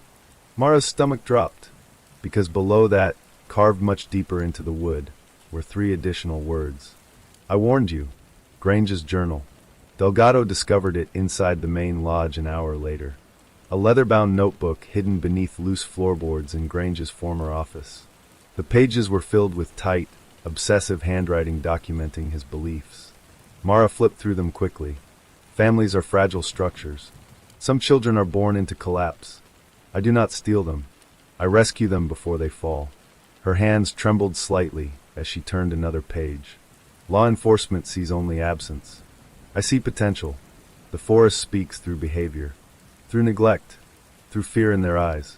Then she reached the final entry, written only 2 days earlier. The detective listens. She notices details others ignore. She reminds me of myself before the world disappointed me. Mara's pulse slammed in her ears, because the next line was written darker, as if carved into the page. She will understand when the time comes. The personal file. Tucked inside the back cover of the journal was a sealed envelope. Mara opened it slowly. Inside were printed surveillance photographs. Of her. One showed her leaving the police station at night. Another captured her grocery shopping. A third showed her standing outside her apartment building. Mara felt her breath catch. Grange hadn't just been watching families. He had been watching her. The realization. Halvorsen stepped into the lodge, noticing her expression. "What is it?" Mara handed him the photographs. He swore under his breath. "We need to pull you off this case," he said immediately. "No," Mara replied sharply. "That's exactly what he wants. He's targeting you, detective." "He's studying me," she corrected, "because he thinks I'll relate to him." Halvorsen stared at her. "And will you?" Mara met his gaze steadily. "No," she said. The final clue. Forensics teams continued sweeping the camp until late afternoon, uncovering food caches, medical supplies, and partially collapsed tunnel entrances leading deeper into the hills. But the most disturbing discovery came from AK-9 unit tracking a scent trail beyond the northern treeline. Nearly half a mile from the camp, officers found a freshly cut path through the forest leading toward a narrow canyon. At the canyon entrance, carved directly into the rock face, was the symbol again. Circle, 3 downward lines, and below it, a wooden sign nailed into the stone. Mara approached slowly, reading the words burned into the wood. The final sanctuary. The sound from the canyon. The wind shifted as Mara stood at the canyon entrance. A low, hollow echo drifted outward from the darkness ahead. It almost sounded like children singing. Soft, rhythmic, controlled. Mara's chest tightened, because she realized something horrifying. Grange hadn't just relocated. He had escalated. The sunset warning. As the sun dipped behind the canyon walls, casting long shadows across the stone, Mara turned to Halvorsen. "We move in at dawn," she said. He nodded, but neither of them said what they were both thinking. If Grange truly believed he was building a sanctuary, then the deeper they followed him, the more desperate and dangerous he would become. The canyon swallowed light long before the sun disappeared. Detective Mara Ellison stood at the edge of the narrow stone entrance, staring into the dark mouth carved into the cliffside. The air drifting out of the canyon was colder than the surrounding forest, unnaturally still, as if the wind itself avoided entering. Behind her, tactical teams prepared silently. Flashlights were checked, radios tested, weapons loaded, but Mara could feel something else building in the air. Tension, not just from the officers around her, from the place itself. The descent. At precisely 5:12 a.m., the teams entered the canyon. The ground sloped downward gradually, guiding them through a winding passage of jagged rock walls that narrowed until officers were forced to move single file. Their boots echoed against the stone floor, the sound repeating over and over as if the canyon were whispering back to them. 50 yards in, the natural path ended, and the man-made structure began. Wooden beams reinforced the tunnel walls. Electric wiring ran overhead, feeding dim industrial lights spaced unevenly along the ceiling. The construction was crude but functional, built by someone with professional structural knowledge. Grange's signature. Mara ran her fingers briefly along one of the support beams. The wood was new, recently installed. "He's still expanding," she whispered. The first door. The tunnel split into two separate corridors. On the left, officers found a heavy steel door bolted into the rock. Halvorsen signaled 2 officers forward. They forced the lock with hydraulic cutters, metal snapping with a sharp crack that echoed through the tunnel. Inside, the room resembled a classroom.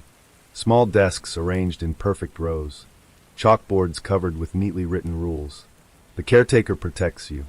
The outside world hurts you. Families break, sanctuaries heal.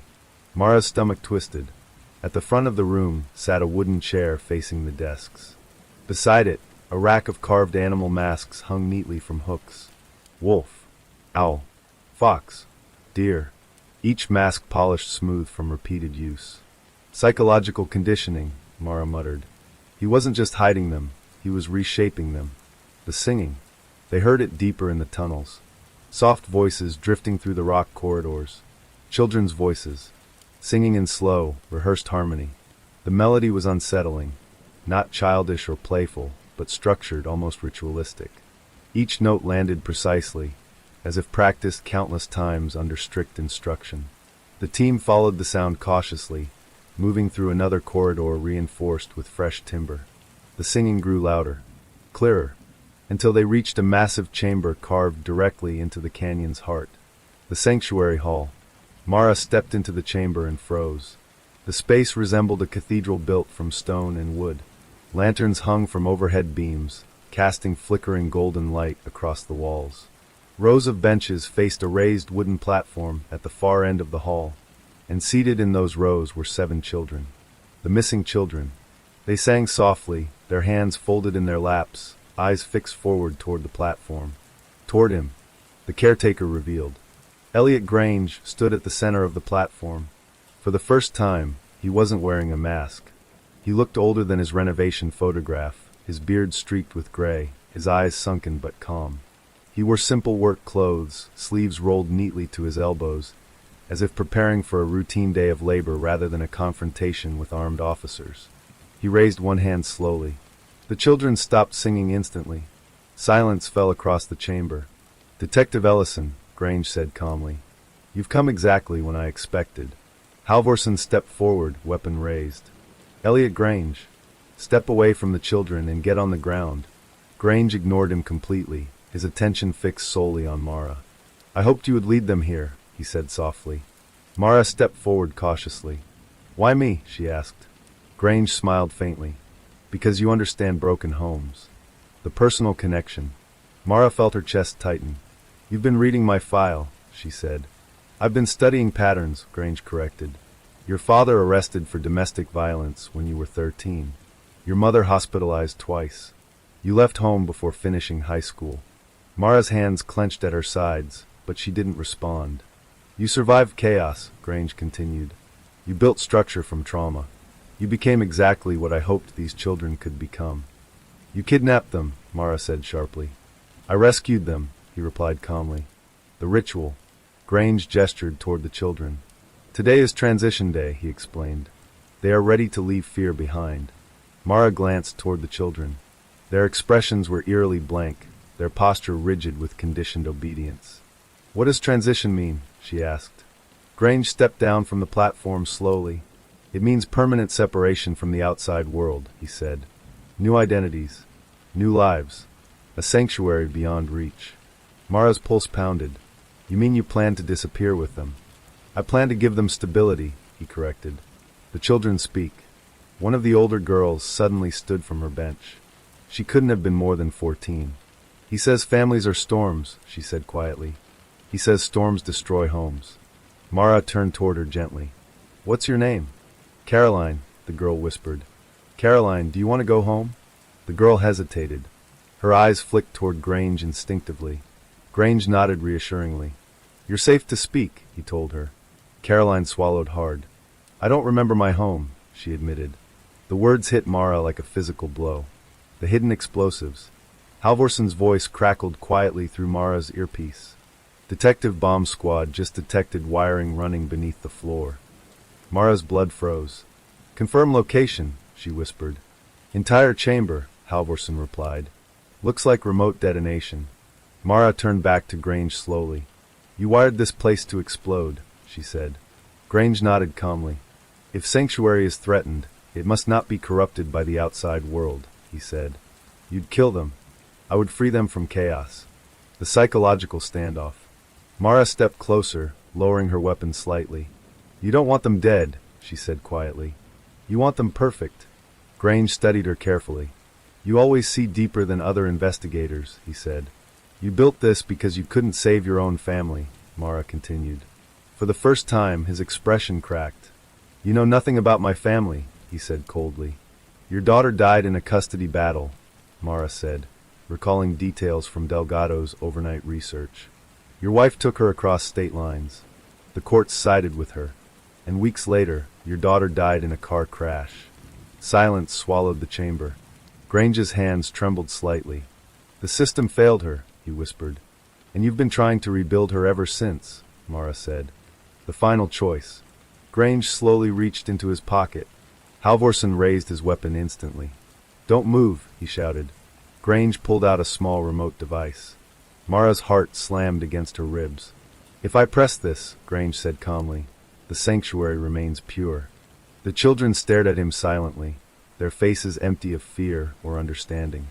Mara stepped forward slowly. "Or, you can let them choose their own lives," she said. "They will return to broken homes." "Some will," Mara admitted. "Some won't. But that choice belongs to them." Grange stared at her, conflict raging behind his eyes. "You survived your home," he said. "Yes," Mara replied. "And it made you strong." "It made me free," she corrected. "The disruption." Suddenly, a small voice broke the silence. "Caretaker?" It was the youngest boy sitting in the front row. He clutched a worn stuffed bear identical to the ones found in the cabins.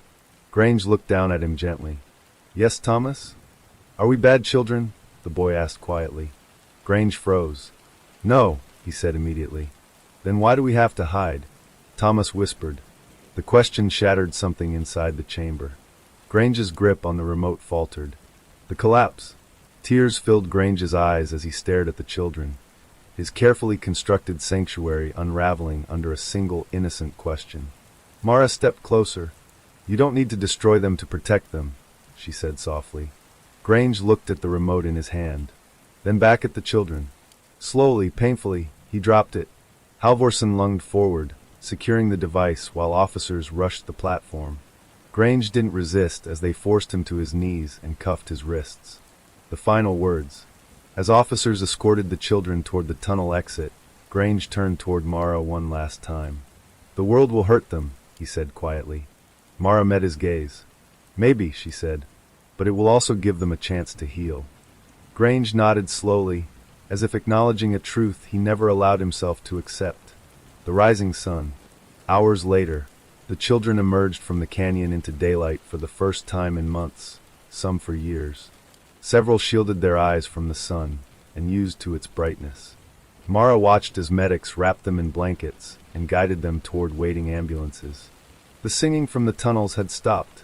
The sanctuary was gone. The sun hung low over Sanctuary Ridge, casting long, jagged shadows across the snow-covered clearing. Detective Mara Ellison stood on the edge of the canyon, watching as survivors were guided into waiting ambulances. Their faces were pale and haunted, yet faint traces of relief glimmered in their eyes. But Mara knew the real work was only beginning, uncovering the full scale. Over the next several days, Hollow Creek police and federal investigators combed every inch of Sanctuary Ridge and the surrounding canyon tunnels. What they found was staggering. Hidden bunkers deep beneath the canyon capable of housing dozens of children. Extensive underground storage rooms filled with carefully cataloged supplies, clothing, food, and even medical kits.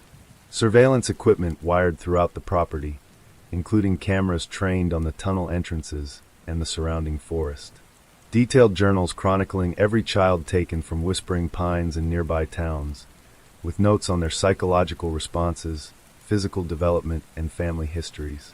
Mara read through the journals late into the night, the obsessive detail both horrifying and meticulous. Grange hadn't acted on impulse.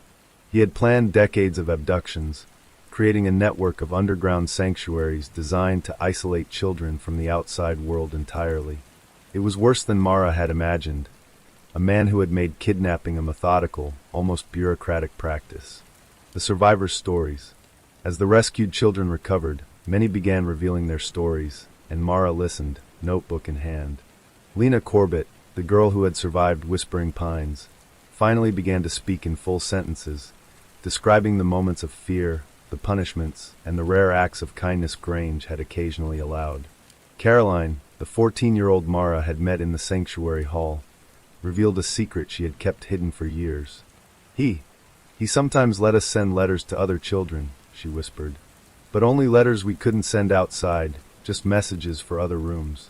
I think he wanted us to communicate, but only on his terms. One boy, Thomas, spoke of the terrifying transition ceremonies, where Grange would sit silently as children repeated rehearsed odes to him. Every revelation made Mara's chest tighten, but one statement chilled her the most. He wasn't alone, Caroline said softly, staring at the ground. He had someone helping him sometimes. Someone older, taller, someone who never spoke, but watched everything. Mara froze. The thought that Grange had accomplices meant this nightmare might extend far beyond the canyon walls. The emotional aftermath.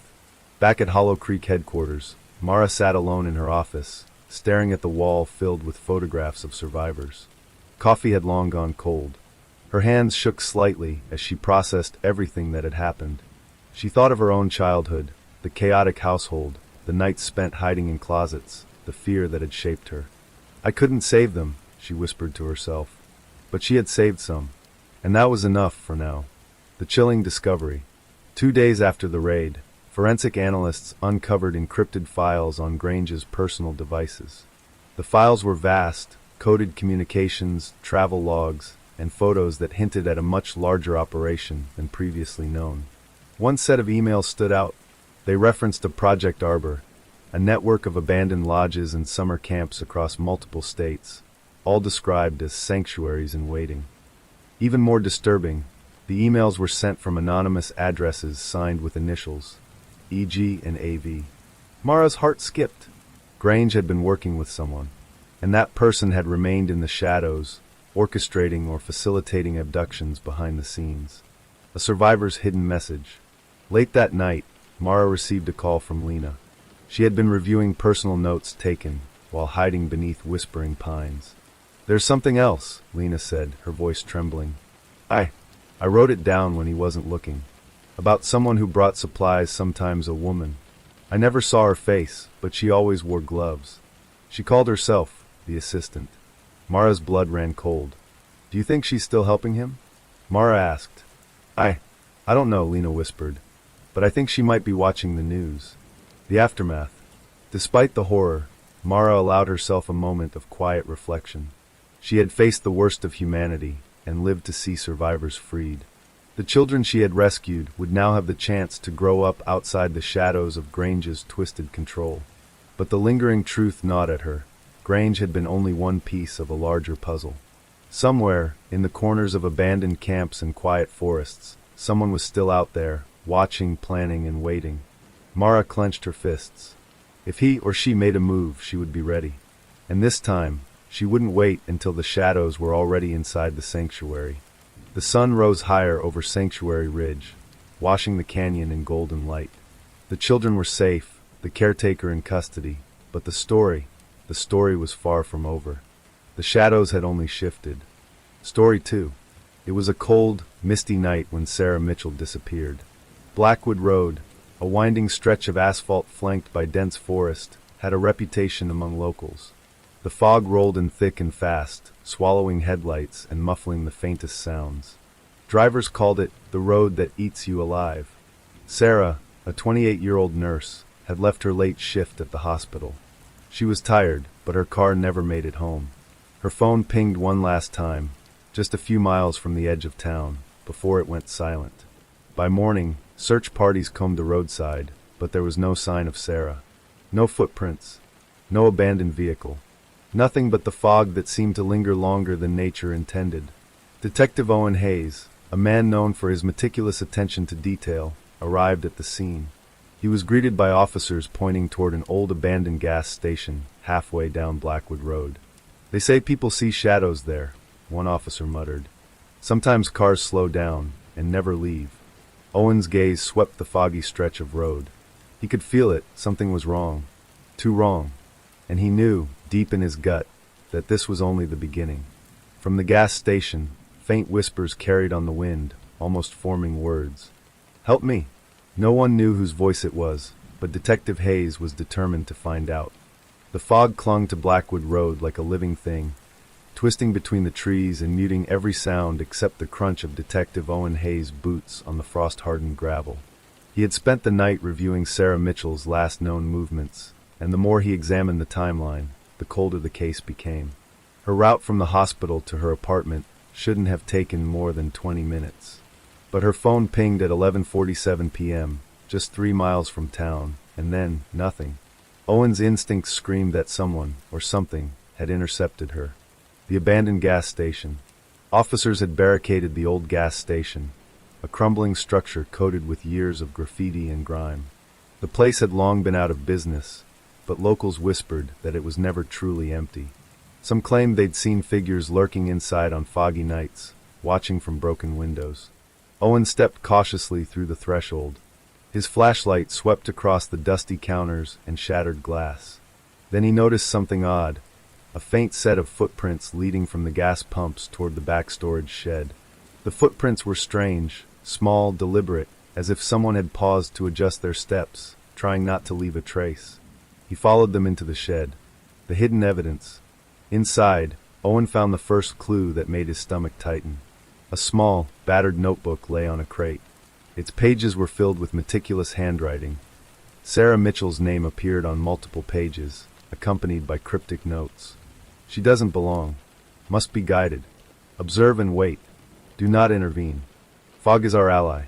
Timing is everything. Owen's pulse raced. This wasn't random. Someone had been planning Sarah's disappearance.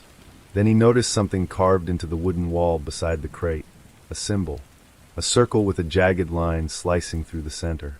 Owen's mind flashed. He'd seen similar markings in old missing person reports, patterns stretching back over a decade. This wasn't just a single crime. This was part of something bigger. The pattern emerges. By morning, Owen had compiled a list of disappearances along rural roads within a 50-mile radius of Blackwood. Each victim vanished under strange circumstances. Late at night, often foggy, always near abandoned structures like gas stations, barns, or old lodges. No bodies, no witnesses, just whispers in the mist and symbols left behind. The first victim, 12 years prior, had been a man walking home from a diner. The second, a teenage girl, disappeared outside a motel. And now Sarah Mitchell. Owen's instincts screamed that the killer had evolved, becoming more methodical, leaving breadcrumbs as if daring someone to follow. The witness. Later that day, Owen received a call from dispatch. A woman claimed she had seen Sarah's car parked near Blackwood Road late that night, but something was off. She wasn't alone, the witness said, her voice trembling. A man tall, wearing a hood, guided her like she was following him. Owen scribbled the note down. The witness's sketch was crude but chillingly consistent with other reports from past disappearances. The same tall, hooded figure, faceless in the fog. For the first time, Owen realized he wasn't just chasing a random predator. He was chasing a shadow that had been moving through this region for years, leaving victims in a meticulous trail of fear and silence. The unsettling discovery. As night fell, Owen returned to the gas station to re-examine the shed. He noticed one detail he had missed earlier, a small ventilation grate at floor level. It was partially covered with dust, but faint scratches suggested someone, or something, had passed through it recently. Owen crouched down, shining his flashlight inside. He caught sight of a folded piece of paper wedged in the corner. The fog listens. Do not resist. A chill ran down his spine. This wasn't just a warning, it was a message. Someone was orchestrating these vanishings, and they were aware of who was searching for them. The fog deepened outside, curling through the trees like fingers. And in its silence, Owen felt it. He had just stepped into a game far more dangerous than he had imagined. The question now wasn't just where Sarah Mitchell was, but how many others had already been taken, and how close the shadow was to him. Detective Owen Hayes didn't sleep that night. The fog had settled into Blackwood like a living entity, curling through the trees and swallowing the weak glow of streetlights. Every creak of a branch, every rustle of leaves made him flinch. He pored over the notebook he had found in the abandoned gas station. The cryptic messages, the meticulous handwriting, the ominous warning. The fog listens. Do not resist. It didn't feel like a warning. It felt like a taunt. Owen had been chasing missing persons cases for over a decade, but this was different. Whoever had taken Sarah Mitchell was organized, deliberate, and intelligent. They weren't just committing a crime. They were orchestrating it like a ritual. Morning reconnaissance. By dawn, Owen had returned to Blackwood Road with Officer Jenna Ruiz, a young but sharp patrol officer with a reputation for noticing details most people overlooked. The road was eerily quiet. Trees lined both sides so densely that even the morning light struggled to penetrate. The wind moved through the branches, sounding like whispers. "I don't like this," Jenna muttered, scanning the undergrowth with her flashlight. "It's like the forest is hiding something." Owen nodded. "I've been studying these disappearances. Look for patterns. That's the only way we catch someone like this." They parked near the edge of the last reported sighting. The abandoned gas station sat half a mile ahead, shrouded in fog like a ghost. Dust and moss covered the cracked windows. Broken bottles and graffiti littered the front lot. Owen crouched to examine the soil beneath the pumps. "See this?" he said, pointing to faint tire tracks pressed into the mud. "This isn't recent, but it's not old either. Someone left in a hurry, but carefully. Look how the mud is clumped. He didn't want to leave a trace." Jenna knelt beside him. "Do you think he's still out there?" "Maybe," Owen said. "And that's why we need to be methodical. Whoever this is, he's meticulous. He plans everything down to the last detail. We can't rush." The first physical clue. Owen followed the tracks toward the edge of the forest. The fog was thicker here, twisting through the trees and clinging to the underbrush. It was damp, heavy, and smelled faintly of wet pine. He noticed something odd, small scratches on the bark of several trees along the path, consistent and deliberate, almost like markers. "Symbols," he muttered. "Marking a route." Jenna frowned. "Marking for who?" "Him." Owen shook his head. "For whoever comes after him, or maybe for himself. People like this leave breadcrumbs so they can track their own progress." They continued along the path until they reached a partially hidden clearing. Owen's flashlight caught on something metal half buried in the mud. He knelt and pulled it free, a small, rusted tin box. Inside, carefully folded pieces of paper, some yellowed, others more recent. They were filled with notes, names, and dates. Among them, a list of towns, roads, and times, almost like a travel itinerary. "This isn't random," Owen said. "He's been planning abductions across the state for years." Jenna swallowed hard. "Do you think Sarah is on one of these lists?" Owen's jaw tightened. He didn't answer. The witness revisited. They returned to town to show the evidence to dispatch, hoping to connect the names and dates to missing persons cases. While there, Owen received a call from the same witness who had seen Sarah with the hooded figure. I think I saw him again last night," the woman whispered. "Near the old Miller farm. He was waiting." Owen grabbed his coat. "Show us." The Miller farm was just outside town, a decrepit property with a collapsed barn and overgrown fields. It had been abandoned for years. The fog enveloped it completely, as though the land itself didn't want intruders. As they approached the barn, Owen noticed the same circle and line symbol carved into a fence post. His pulse quickened. The pattern was unmistakable, the same markings from the gas station and the notebook. "This is him," Owen said. "He's been using this property." Inside the barn doors creaked as they pushed them open. Inside, shadows stretched across the old wooden beams. Dust motes floated in the weak light from their flashlights. The air smelled of damp hay and something metallic. Then Owen saw it, a shallow depression in the floorboards, almost like a hatch. He knelt and ran his fingers over the edges. "It's a trapdoor," he whispered. Jenna helped him lift it. The hatch revealed a narrow wooden ladder descending into darkness. Owen switched on his helmet-mounted light and climbed down. The ladder ended in a small stone chamber, dimly illuminated by faint red lanterns. The walls were covered in symbols, more circles and jagged lines, repeated over and over. "This is his lair," Owen muttered. "Or at least one of them." A frightening discovery. Owen's flashlight swept the room. There were crates stacked against the walls, some labeled with children's names, some blank. A small cot in the corner had remnants of blankets and what appeared to be personal items. A stuffed rabbit, a notebook with scribbled letters, a small doll missing an eye. This is where he keeps them," Owen said quietly. His stomach churned. Jenna stepped closer, pointing. "Look at this." On the wall above the cot, written in fresh chalk, were words. "The fog hides us. Only the prepared survive." Owen felt a chill run down his spine. Whoever this was, he wasn't just hiding victims. He was psychologically manipulating them, training them, preparing them for something. The first lead on Sarah. Owen rifled through the crates and papers. Among the documents, he found a photograph, a car parked at the edge of a forest, headlights on, fog swirling around it. The license plate matched Sarah's car. "She was here," Owen whispered, his voice barely audible. "He moved her, or she escaped. Or he's keeping her alive." Jenna looked at him. "Alive?" Owen nodded. "That's the only explanation. Whoever this is, he wants control. He doesn't just take lives, he toys with them. Sarah is probably alive for now." The tunnel system. Behind a stack of crates, Owen discovered a narrow passage, barely wide enough to crawl through. The walls were reinforced with timber. It twisted downward, deeper into the earth. "This isn't just a hiding place," Owen said. "It's a network, tunnels connecting properties, maybe even to other abandoned barns or houses in the county."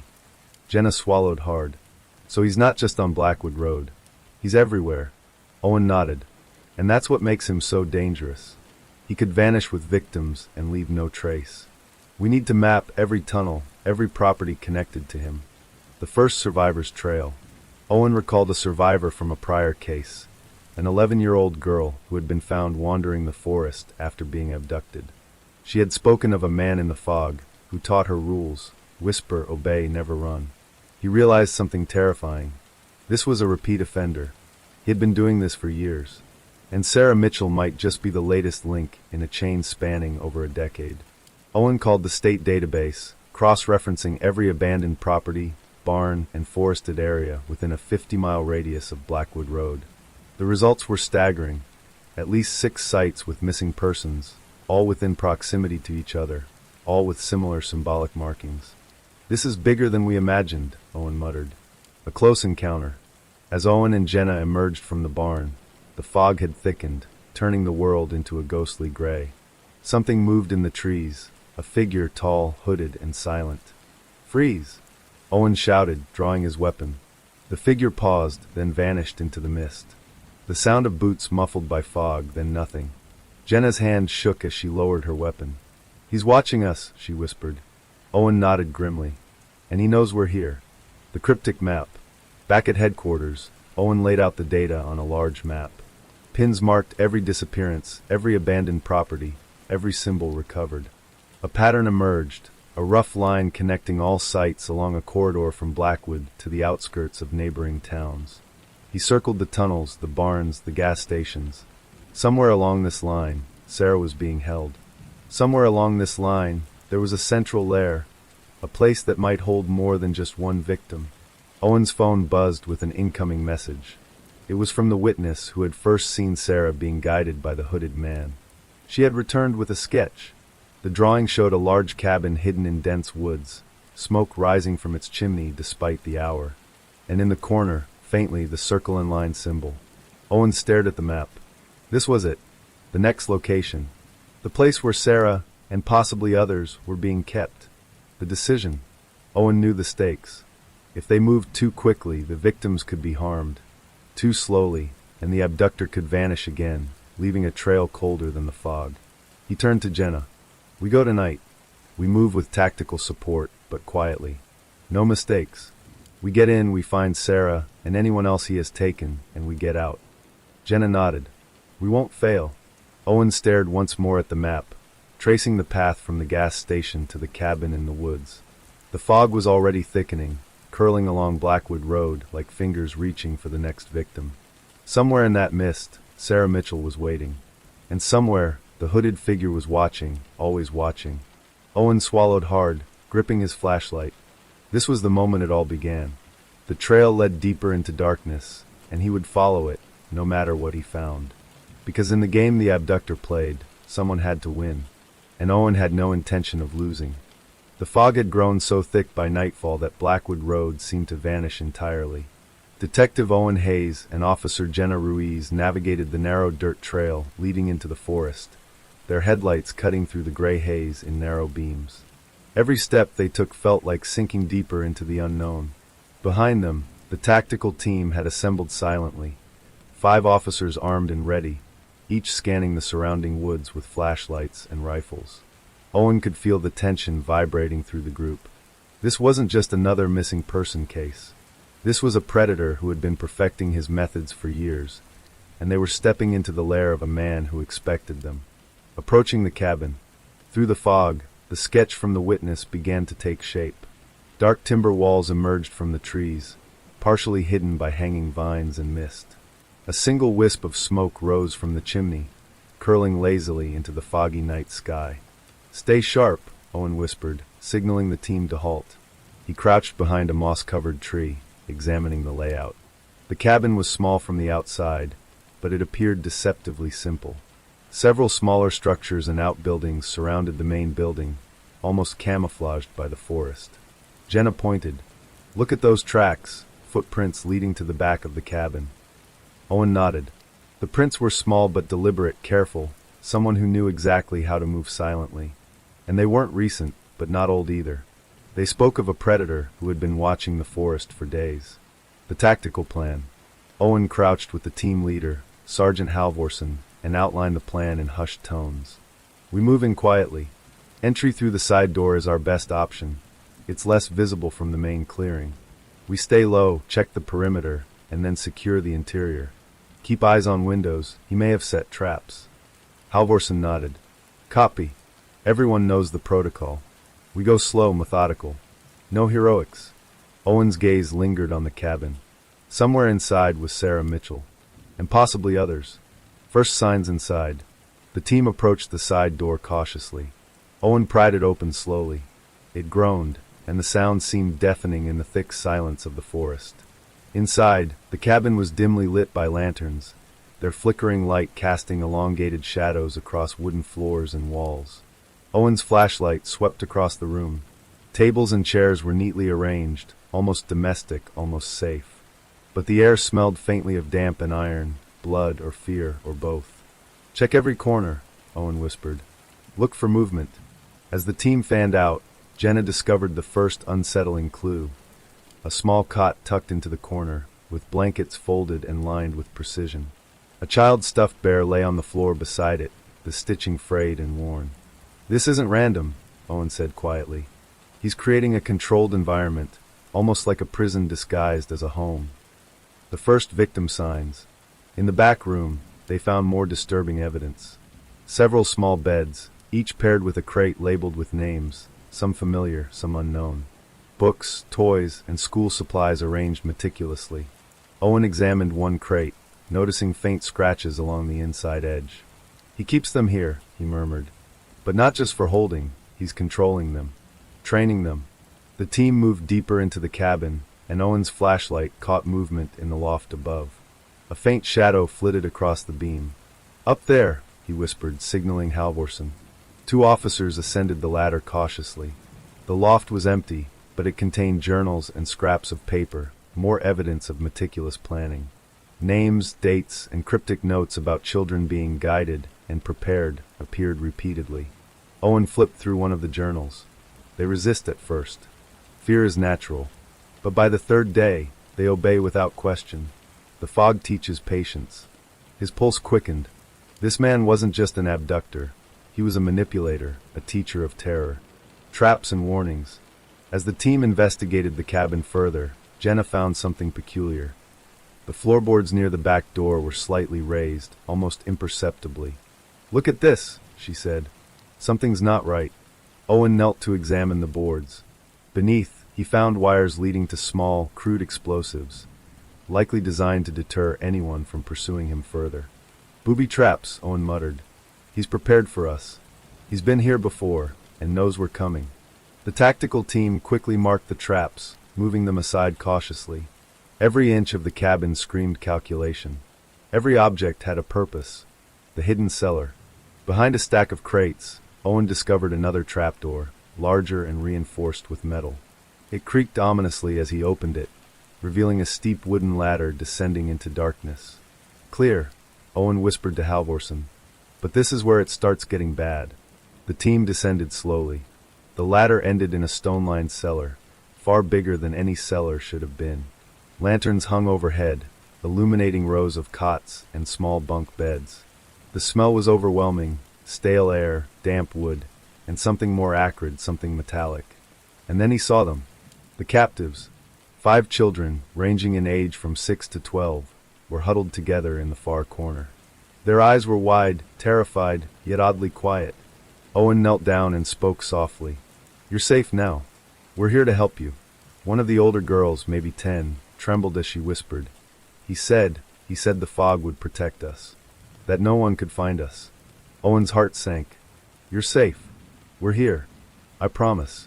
Jenna moved to the corner to comfort the younger ones, wrapping a blanket around a small boy who clutched a worn rabbit doll. Owen scanned the room. The children were alive, but they had been trained, conditioned, perhaps for years. They were fragile, scared, and deeply controlled. Signs of others. As they searched further, Owen noticed evidence of additional victims. Small clothing sizes, leftover toys, and notes referencing other children by name. Some crates were labeled with dates months old. Others were blank. "More than just Sarah," Owen said. "This man has been active a long time. These children, there may be more." Halvorsen approached, examining a wall. "Look at this." Carved into the wood, the familiar circle with a jagged line slicing through it. But this time, beneath it, someone had etched words. "The prepared will guide the lost." Owen swallowed hard. The predator had a philosophy, a twisted ideology. He didn't see himself as a criminal. He saw himself as a guide, a teacher, a protector of children he believed the world had failed. The first encounter. Suddenly, a noise echoed from the loft, a faint scraping, deliberate. Owen froze. "He's here," he whispered. The tactical team moved in formation, flashlights sweeping the cabin. Then, from the back hallway, a figure emerged, tall, hooded, faceless in the dim light. "Police!" Owen shouted, gun raised. "Step away from the children." The figure didn't move. Slowly, methodically, he stepped forward, hands raised, not in surrender, but as if to measure the detectives, to gauge them. "Who are you?" Owen demanded. The hooded man tilted his head slightly.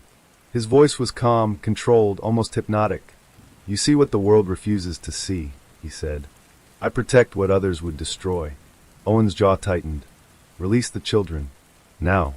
The man's gaze swept over the room, landing briefly on each child, then back on Owen. "The prepared must survive," he said cryptically, "and the lost will learn." Before Owen could react, the figure slipped into a narrow side exit, vanishing into the fog outside, leaving only the echo of his words and the terrified children behind. Aftermath of the encounter. Owen radioed Halvorsen immediately. "He's escaped, but we have the children. Secure the cabin, get medics in here, and start combing the surrounding forest. He may be hiding nearby." Jenna comforted the children, whispering assurances, while Owen examined the escape route. The predator knew the terrain intimately, every tree, every shadow, every fog-laden curve in the path. He had planned for pursuit, and they had walked right into his trap. Owen's mind raced. Sarah Mitchell could be in another cabin, deeper in the woods. Or worse, he could be moving her right now, watching them, waiting. He knew one thing for certain. The game had only just begun. The bigger picture. Back at headquarters, Owen began piecing together everything they had discovered. The gas station, the abandoned barns, the hidden cabin, the tunnels, and now this network of hidden sites. "This isn't a single abductor," he said to Halvorsen. "This is a predator network. He's methodical, trained, and organized. And Sarah Mitchell, she's the latest in a line of victims spanning years, maybe decades." Halvorsen grimaced. "We need to find out how many sites, how many children, and fast." Owen stared at the foggy map, tracing potential escape routes. Somewhere in those trees, the predator waited, planning his next move. And somewhere, Sarah Mitchell's life hung in the balance. The fog watches. Outside, the fog rolled along the forest floor, curling around tree trunks, hiding paths, and swallowing sounds. It was almost alive, almost conscious. Owen knew that in the stillness, the predator was watching them, calculating their next move, leaving subtle breadcrumbs to guide or to trap. This was more than a case. This was a hunt, and the shadow had the home field advantage. Owen clenched his fists. He would follow the trail, no matter where it led, because someone had to save Sarah Mitchell and all the other lost children before the fog claimed them forever. Detective Owen Hayes felt the weight of the forest pressing in on him. The fog was thicker than ever, weaving around the trees and dragging the world into shades of gray. Even the sound of their footsteps seemed muffled, as if the forest itself were conspiring to hide the predator. Behind him, Officer Jenna Ruiz and the tactical team moved silently, rifles raised, flashlights cutting narrow beams through the mist. Every shadow seemed alive. Every rustle of leaves sounded like a warning. Owen paused at a fork in the dirt trail. Both paths were lined with dense undergrowth, branches whipping against their jackets. He consulted the sketch from the witness, the cabin, the escape route, the hidden paths through the forest. "This way," he said, pointing left. "The predator knows these woods. He's guiding us, or trying to mislead us." Following the trail, the path wound sharply down a hill, disappearing into the dense fog. Tire tracks were visible in the mud, recent, deliberate, almost staged. It was as if the predator wanted them to follow, wanted to lure them deeper into his territory. Owen crouched, examining the ground. Footprints, smaller than an adult male. Could be Sarah, or one of the children from the cabin. They might have been forced to walk ahead. Jenna shivered. "Or he's testing us, leaving them as bait." Owen nodded grimly. "Exactly why we stay alert." The forest opened briefly into a small clearing. Owen froze. Fresh footprints led to the center, then vanished into the fog. Next to them, he spotted faint marks in the mud, scratches, symbols identical to the circle and line motif found at the cabin and gas station. "This confirms it," Owen whispered. "He's orchestrating everything, symbolic breadcrumbs tracking our movement." The first confrontation. As they advanced, a figure darted between the trees, tall, hooded, moving like a shadow. Owen raised his weapon, signaling the team to halt. "Stop! Police!" he shouted. The figure paused, seemingly calculating, then sprinted into a thick patch of fog. The tactical team gave chase, flashlights bobbing wildly, rifles raised. But the forest was treacherous, roots, hidden gullies, and the ever-present fog slowed them down. Jenna called out, "He's splitting up. He's trying to separate us." Owen pressed forward, heart pounding. "We don't chase blindly. Move in formation. The figure vanished into the mist, leaving only the faint echo of footsteps and the chilling whisper of a voice carried by the wind. The prepared survive. The lost are mine. Owen gritted his teeth. The predator was taunting them, playing a psychological game. A hidden lair. Hours into the pursuit, Owen noticed subtle clues along the forest floor. Disturbed moss, faint tire marks, and small, deliberate stone arrangements, almost like trail markers. Following them, the team arrived at a second cabin, smaller than the first, partially camouflaged by thick brush. "This has to be a secondary holding site," Owen said quietly. "He's moving victims between properties." They approached cautiously. The side door was reinforced with metal brackets, an intentional barrier. Owen inspected the perimeter for traps. Tripwires and crude but effective snares had been set to deter anyone who came too close. Halvorsen signaled the bomb squad remotely, while Owen and Jenna carefully opened the door. Inside, the cabin was eerily quiet. Small cots lined the walls, some still warm.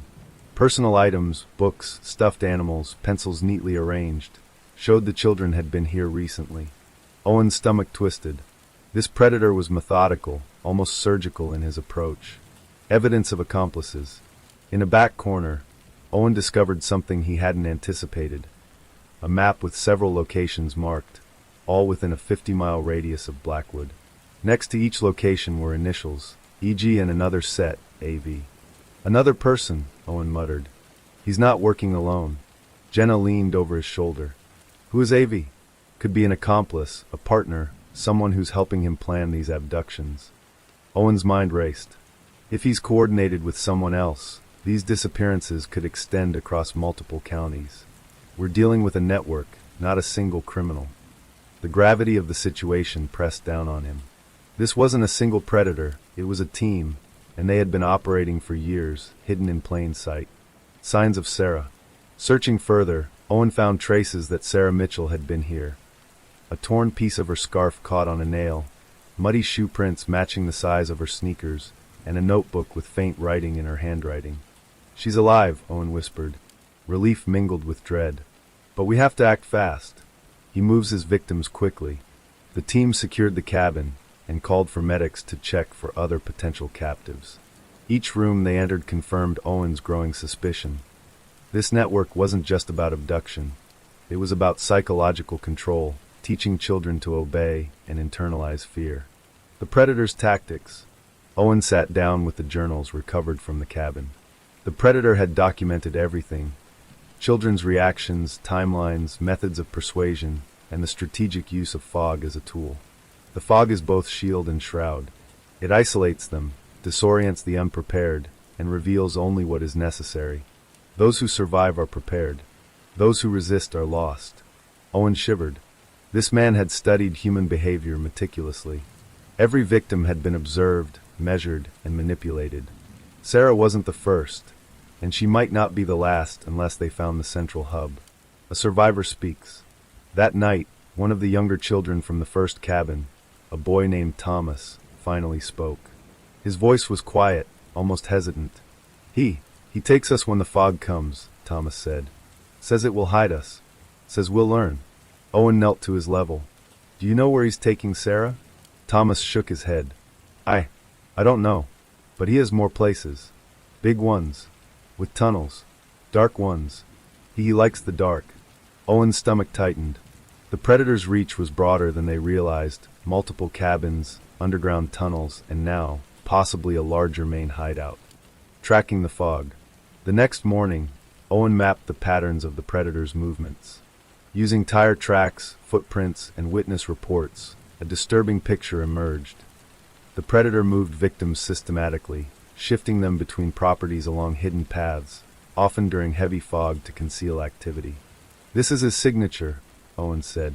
"He uses weather, terrain, and psychological manipulation to control the entire operation. He's surgical, almost invisible." Jenna frowned. "So where do we find Sarah? Where does it end?"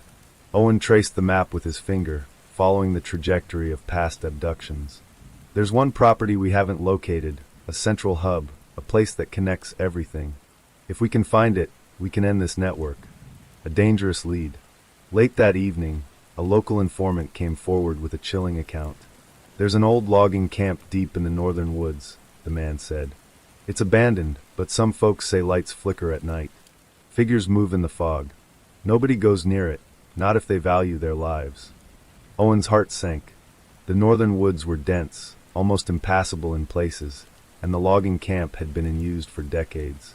But it fit the pattern, a remote, well-hidden location connected to multiple roads and potential escape routes. "This has to be it," Owen said.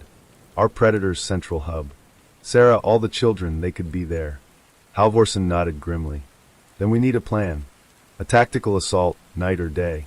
We can't risk more lives." A precarious plan. Owen and the team spent hours devising an approach. Satellite imagery and historical maps revealed several hidden paths leading to the logging camp. Some were treacherous, overgrown, and swampy. Others followed old logging trails that could be navigated in fog. Owen outlined the plan. Split the team into 3 units. One to secure the perimeter, one to scout the entrance, and one to enter and locate the victims. Use thermal imaging to detect movement inside the main structure. Approach at dawn to reduce risk while using the fog for concealment. "This is our best chance," Owen said. "We find the hub, we find Sarah, and we stop him before he moves the victims again." A night of tension. That night, Owen barely slept. Images of children in the predator's custody haunted him. Every detail from the cabin and the forest replayed in his mind. He couldn't shake the feeling that they were being watched, that the predator knew exactly where they would strike next. He went over every piece of evidence, every footprint, every symbol. The initials EG and AV kept returning to him. Who was the accomplice? Could they be nearby, observing their approach, preparing a counterattack? The thought chilled him. This was no longer just about one predator. It was about a network, a system, a carefully orchestrated machine of terror. A final revelation before dawn. As Owen reviewed maps for the northern woods, Jenna approached with a folder of reports from missing persons across the past decade. Patterns leapt off the page. Children and young adults, disappearing along foggy roads, near abandoned properties, all connected by symbols and notes. "This is worse than we thought," Jenna said quietly. Owen nodded, staring at the map. "We're not just chasing a predator. We're chasing a legacy of terror." The northern woods loomed on the horizon, dark, misty, and foreboding. Somewhere within, Sarah Mitchell waited, and Owen knew the predator had been preparing for this moment all along. The trap was set, and the fog was ready to swallow anyone who misstepped. Dawn had barely broken when Detective Owen Hayes and the tactical team approached the northern woods. A heavy mist hung between the towering pines, muting the forest sounds and turning every shadow into a potential threat. The abandoned logging camp loomed ahead, partially hidden by overgrown underbrush, its rusted metal roofs glinting faintly in the gray light. Owen's jaw tightened as he studied the perimeter. The predator had prepared this place meticulously, likely anticipating intrusions. Every pathway, every tree, and every building could conceal a trap, or worse. "This is it," Owen whispered. "The central hub. Sarah Mitchell, and all the others are in there. Stay sharp and don't take any chances." Dividing the units. Owen outlined the plan once more. The team split into 3 units. Perimeter team, to secure the outer area, preventing the predator or any accomplices from escaping. Scout team, to check the forest trails for traps, hidden cameras, or false paths. Entry team. Owen led this team to breach the main building and locate the victims. Jenna Ruiz was assigned to the entry team alongside Owen. Her steady nerves and keen attention to detail made her invaluable. "Remember," Owen said, "he's patient. He uses fear and fog to control perception. Trust your instincts and communicate constantly." The team nodded, adjusting night vision goggles and checking equipment. Every heartbeat seemed amplified in the eerie silence of the misty forest. First contact. The entry team moved slowly along a narrow trail, the fog curling around their boots. Owen scanned the trees, his flashlight cutting narrow slices through the gray. Every shadow felt like it could move. Suddenly a faint sound, a twig snapping, echoed from behind a clump of ferns. Owen froze. "Hold," he whispered. A hooded figure darted across the trail, just out of reach. Instinctively, Owen raised his weapon, but the figure vanished into the fog before anyone could react. He's watching, Jenna whispered. And he's ready for us. Owen clenched his jaw. Let's not give him more chances. Stay focused. Entering the camp. The entry team reached the main cabin, its exterior coated in rust, moss, and creeping ivy. The predator had reinforced the doors with metal bars and makeshift locks, but Owen and Halvorsen managed to pry them open quietly. Inside, the air was damp and carried a faint metallic odor. The main room appeared almost domestic, with tables, chairs, and a wood stove, but small details screamed danger. Scratched marks on the floor, symbols carved into the walls, and stray items that didn't belong, like children's shoes and toys. This is his workspace, Owen said, voice low. The heart of his operation. They fanned out, flashlights sweeping every corner, rifles ready. Every creak of the old wooden floor made Owen flinch, knowing the predator could be anywhere. First signs of the victims. In the back of the cabin, Owen found a small stairway leading to a hidden basement. The air grew colder and heavier with each step down. Lanterns cast flickering light over rows of cots, crates, and makeshift beds. 5 children huddled in a corner, eyes wide and terrified. They recognized Owen and Jenna from the prior cabin, but they didn't speak. Fear had taught them silence. Owen knelt down. It's okay. You're safe. We're here to get you out. A girl, perhaps 10, whispered. He said the fog hides us. That no one can reach us. Owen's stomach churned. The fog isn't protecting you. We are. The team began documenting the scene, securing the children, and checking for signs of other victims. It was clear that this wasn't the first time children had been held here. Crates labeled with names, some months old, indicated a long-running operation. Traps and hazards. As the entry team moved deeper, they encountered the first booby traps. Wires stretched across narrow corridors, attached to improvised alarms and crude mechanisms designed to alert the predator. Careful, Owen whispered, motioning the team to halt. He used his knife to gently disarm the first trap. Each step was painstaking, each decision critical. A single mistake could cost lives. Jenna examined another corridor. These aren't just alarms, she said. They're meant to disorient. Look at how they're positioned, forcing anyone who trips them into corners. Owen nodded grimly. He's trained for this. He's anticipating our every move. The predator's psychological games. In a side room, Owen discovered a series of journals, videos, and notes detailing previous abductions. Each child had been cataloged meticulously. Reactions to stress, attempts at escape, and methods to break resistance. Fear is the teacher. The fog is the assistant. Those who obey will survive. Those who resist will be lost. Owen shivered. The predator didn't just take children. He trained them, conditioned them, almost like an instructor in a twisted academy of fear. Some journals contained messages addressed to unknown accomplices. Initials matching EG and AV appeared repeatedly, suggesting a network of collaborators operating in the shadows. This isn't just a man, Owen whispered. This is a system. An organization built to manipulate and control.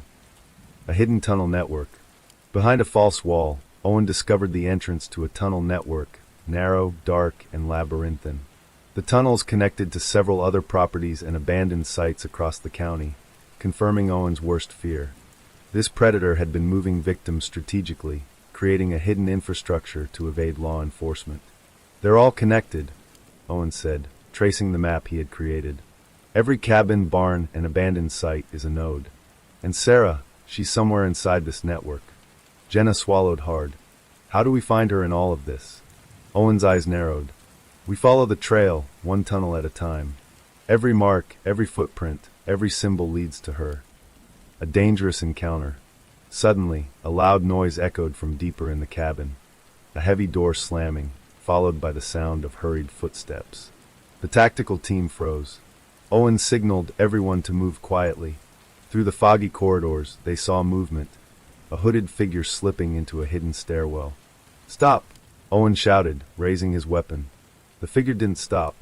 It darted into the shadows, disappearing into the tunnel network. But a crucial clue remained, a scarf caught on a jagged nail. The fabric was unmistakably Sarah Mitchell's. She's here, Owen whispered, heart pounding.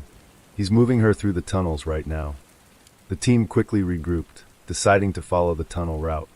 The predator had anticipated pursuit, but Owen's determination outweighed fear. Evidence of others. In the basement, Owen discovered more chilling evidence.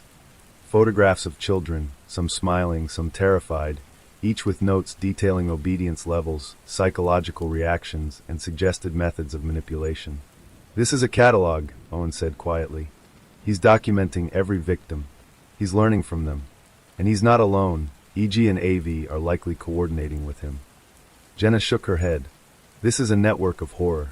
Sarah is just the latest." Owen nodded grimly. "And if we don't stop them now, more children will be taken." Mapping the predator's strategy. Using symbols carved into the walls, scratch marks, and tunnel layouts, Owen began mapping the predator's strategy. Every cabin, every corridor, every trap had a purpose. "He's creating a maze," Owen said. "A controlled environment where he dictates everything. The fog, the tunnels, the symbols, it's all part of the system. And he's using fear as a guide." Jenna looked over his shoulder.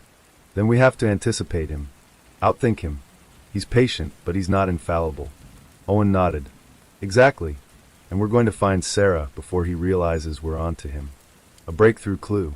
As they traced the tunnels, Owen noticed a symbol carved into the wall. A circle with a jagged line, but this one had arrows pointing north. "This is a guide," Owen said. "He wants movement in a certain direction. And it's not random. It leads to the main hub. Sarah is likely being moved there." The team followed the arrows deeper into the tunnels, descending into darkness. The air grew colder, denser, and the faint sound of running water echoed off stone walls. "This is it," Owen whispered. "The heart of the network. If Sarah's alive, she's here. And if we move carefully, we can get her out." The tension builds. The tunnels twisted and turned, narrow passages forcing the team to move in single file. Every sound, drip of water, distant scraping, soft whisper, set their nerves on edge. Finally, they reached a wider chamber. Lanterns hung from the ceiling, casting dim, flickering light over cots and crates. And there, in the far corner, Owen saw her, Sarah Mitchell, alive, huddled against the wall, eyes wide with terror. "Sarah," Owen whispered urgently. "It's okay, we're here. You're safe." She flinched at first, then recognition dawned. Relief washed over her face, but the fear remained, a fear born of weeks of captivity and control. The predator's escape. Before Owen could secure Sarah, a shadow passed through the corridor leading deeper into the tunnel network. The predator had anticipated their arrival and slipped away once again, vanishing into the maze. "He's still out there," Owen muttered, frustration and anger mixing with relief. "But at least we've got Sarah." Jenna wrapped a blanket around the shaken woman. "She's alive. That's what matters." Owen nodded, but his mind raced. The tunnels extended far beyond the site. The predator had multiple escape routes, and possibly more accomplices. The fog watches. As dawn broke, the fog began to lift, but its presence still clung to the forest like a silent observer. Owen knew the predator was out there, somewhere, watching, waiting, calculating. The first major step had been taken. They had rescued Sarah, secured evidence, and uncovered the tunnels, but the battle was far from over. Owen stared into the thinning mist. The map of the predator's network spread before him. Somewhere along these trails, more victims remained, and the true scale of the operation was still hidden. One thing was certain: the predator had underestimated Owen Hayes, and he would pay the price for his arrogance. The hunt was far from over. Detective Owen Hayes stood at the edge of the northern woods, staring into the dense fog that had swallowed the logging camp. The early morning sun did little to penetrate the gray haze, leaving the forest a cold, silent maze. Sarah Mitchell had been rescued, but Owen's mind was already racing ahead. EG and AV, the predator's possible accomplices, were still at large, and the network of abductions stretched farther than anyone had imagined. "Sir," Jenna Ruiz said, breaking his focus, "we need to figure out our next move. The predator isn't done yet. He knows we've seen his tunnels, his cabins. He's probably watching, waiting." Owen nodded. "He's patient, and so is his network. But patience has a weakness: overconfidence. If we map his routes, track his moves, we can corner him and his accomplices. We just have to be methodical." A growing network. Back at headquarters, Owen spread the map of missing persons, abandoned properties, and tunnels across the table. The symbols carved into trees and walls were plotted alongside dates and witness reports. "Look at this," Owen said, pointing. "It's not random. The predator and his accomplices are operating like a web. Each site connects to another, creating a network. Sarah was just one node. There are more, and each has victims." Jenna studied the map. "This is organized, almost like a supply chain. He's efficient. And these initials, EG and AV, they're everywhere." Owen's jaw tightened. "Exactly. Whoever they are, they're not just helping, they're essential to the operation. We need to find them before anyone else disappears." The first lead on EG. Owen traced the initials EG across multiple locations on the map. One property stood out, a dilapidated farmhouse 5 miles east of Blackwood Road. It had been reported abandoned for years, but witness accounts hinted at occasional activity. "We'll start there," Owen said. "It's likely a staging area. If EG is coordinating with the predator, this is where we'll find evidence." The tactical team geared up and moved cautiously down the narrow roads, the fog curling around them like a living entity. Every rustle of leaves and distant caw of a crow made nerves tighten. When they arrived at the farmhouse, it was eerily silent. Broken windows gaped like empty eyes, and the porch sagged under years of neglect. Owen signaled the team to approach quietly. Evidence of movement. Inside, the farmhouse was a labyrinth of clutter, dust, and decay. But subtle signs hinted at recent activity. Footprints in the dirt, smudged handprints on window sills, and a trail of small items, shoes, a notebook, a child's toy, leading to the back shed. "This is active," Owen muttered. "Not abandoned at all. Someone's using it as a secondary site." Jenna crouched to inspect a crate partially hidden under a tarp. Inside, she found journals and handwritten notes detailing movements of children, coded messages referencing cabins and tunnels, and maps marked with cryptic symbols. "He's tracking victims, moving them according to some schedule," Jenna said, voice low. "And look at this, these initials again, EG and AV coordinating every detail." Owen felt a chill. "They're organized. This is a network, not a single predator. And we're just starting to uncover it." A hidden passage. Behind the farmhouse, Owen discovered a partially concealed hatch leading to a narrow tunnel. The entrance had been reinforced with timber and partially camouflaged with dirt and leaves. "Could be a direct connection to the main network," Owen said. "We follow this, and we might find the path the predator uses to move victims." The team descended carefully. The tunnel walls were lined with faint scratch marks, symbols repeating at regular intervals. Owen realized this was more than a hiding place. It was a controlled route, guiding movement like a psychological roadmap. "This is incredible and terrifying," Jenna whispered. "He's controlling not just the victims, but anyone who enters here." Owen nodded grimly. "And he's expecting us. Every step we take is being anticipated." The first trap. As they moved deeper into the tunnel, a faint click echoed. Owen froze. A wire stretched across the corridor, almost invisible in the dim light, connected to a small device. "Tripwire," Owen muttered. "He's testing our attention." Jenna carefully disarmed it with a tactical knife. "This is deliberate," she said.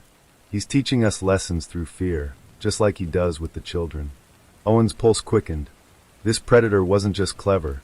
He was surgical, using psychological tactics to manipulate everyone who entered his domain. A chilling discovery. At the tunnel's end, they emerged into a small clearing where another cabin stood. This one was fortified, with multiple locks and barricades. The faint smell of damp and iron hung in the air. Inside, they found evidence of recent occupation. Small beds, crates labeled with names, and personal items left in meticulous order. And then Owen noticed a wall lined with photographs. Children, some smiling, some terrified, all labeled with dates and initials. "This is the web," Owen whispered. "Each photo, each note, each symbol. It's a record of control. He's documenting every move, every reaction, every fear." Jenna's eyes widened. "There could be dozens of victims here. We need to get this evidence out, but carefully. The predator might still be near." Signs of accomplices. Owen's flashlight caught movement in a loft above. 2 figures darted between shadows, quick, deliberate, almost ghost-like. He signaled the team to hold. "Accomplices," he whispered. "EG and AV. They're here, and they know we're coming."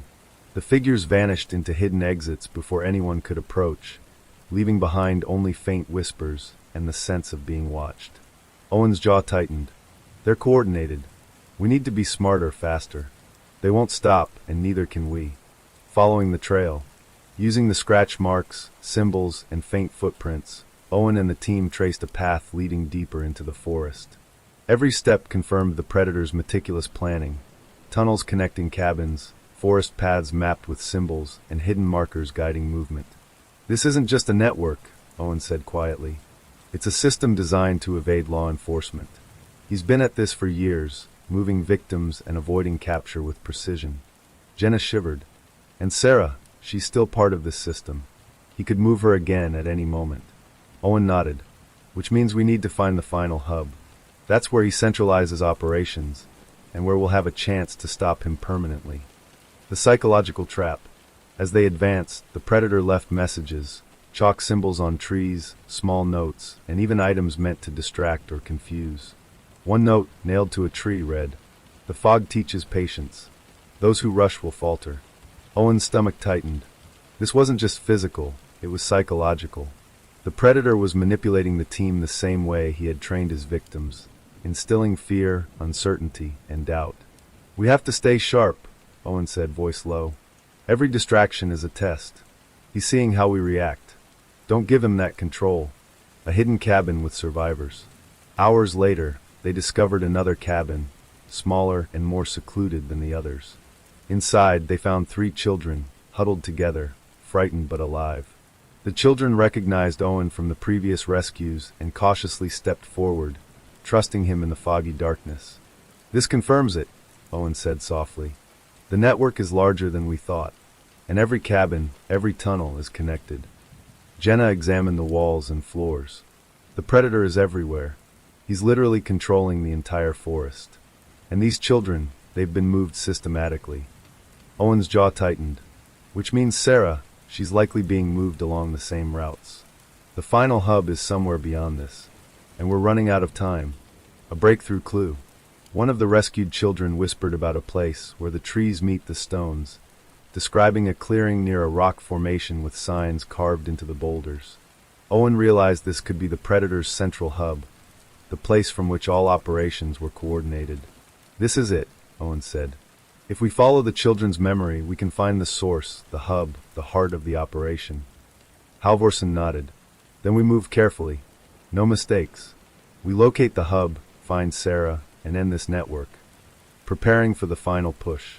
The team mapped the route to the rock formation clearing, noting all tunnels, cabins, and forest paths along the way. Every detail mattered. The predator had left subtle markers to guide, or mislead, any intruders. "This is it," Owen said, voice steady despite the tension. "The final stretch. The hub. Sarah and the other victims are there, and we're taking it back." Jenna checked equipment one last time. "We're ready. We follow the map, stay sharp, and trust each other. That's our only chance." Owen nodded. "The predator has underestimated us for the last time. We move now, and we bring everyone home." The fog's final test. As the team advanced toward the clearing, the fog thickened again, almost as if it were alive. Every sound echoed, every shadow stretched unnaturally. The predator had turned the forest into a psychological trap, designed to confuse, intimidate, and disorient. Owen's pulse quickened. He knew that in the heart of this fog, the predator awaited, patient, calculated, and ready. But Owen had one advantage: determination. He would follow the path, decipher the clues, and end the network of terror that had haunted Blackwood for years. Somewhere in the clearing, the final confrontation was waiting. And somewhere, Sarah Mitchell's life, and the lives of countless other victims, hung in the balance. The fog thickened as Detective Owen Hayes led the tactical team through the forest toward the predator's final clearing, the so-called hub of operations. The morning light struggled to penetrate the dense gray mist, leaving every tree, every rock, every shadow a potential threat. The silence was heavy, punctuated only by the occasional snapping of twigs underfoot. Owen glanced at his team. Jenna Ruiz walked beside him, eyes scanning every movement, every potential hiding place. Halvorsen and the other officers fanned out, their rifles raised, flashlights cutting narrow paths through the fog. Every nerve was taut. Every heartbeat felt like it echoed through the forest. "This is it," Owen whispered. "The final stretch. The predator is here somewhere. And if he's as methodical as we think, he's prepared for us. Every move we make, every sound we make, he's already accounted for." The clearing appears. Through the fog, a break in the trees revealed the clearing.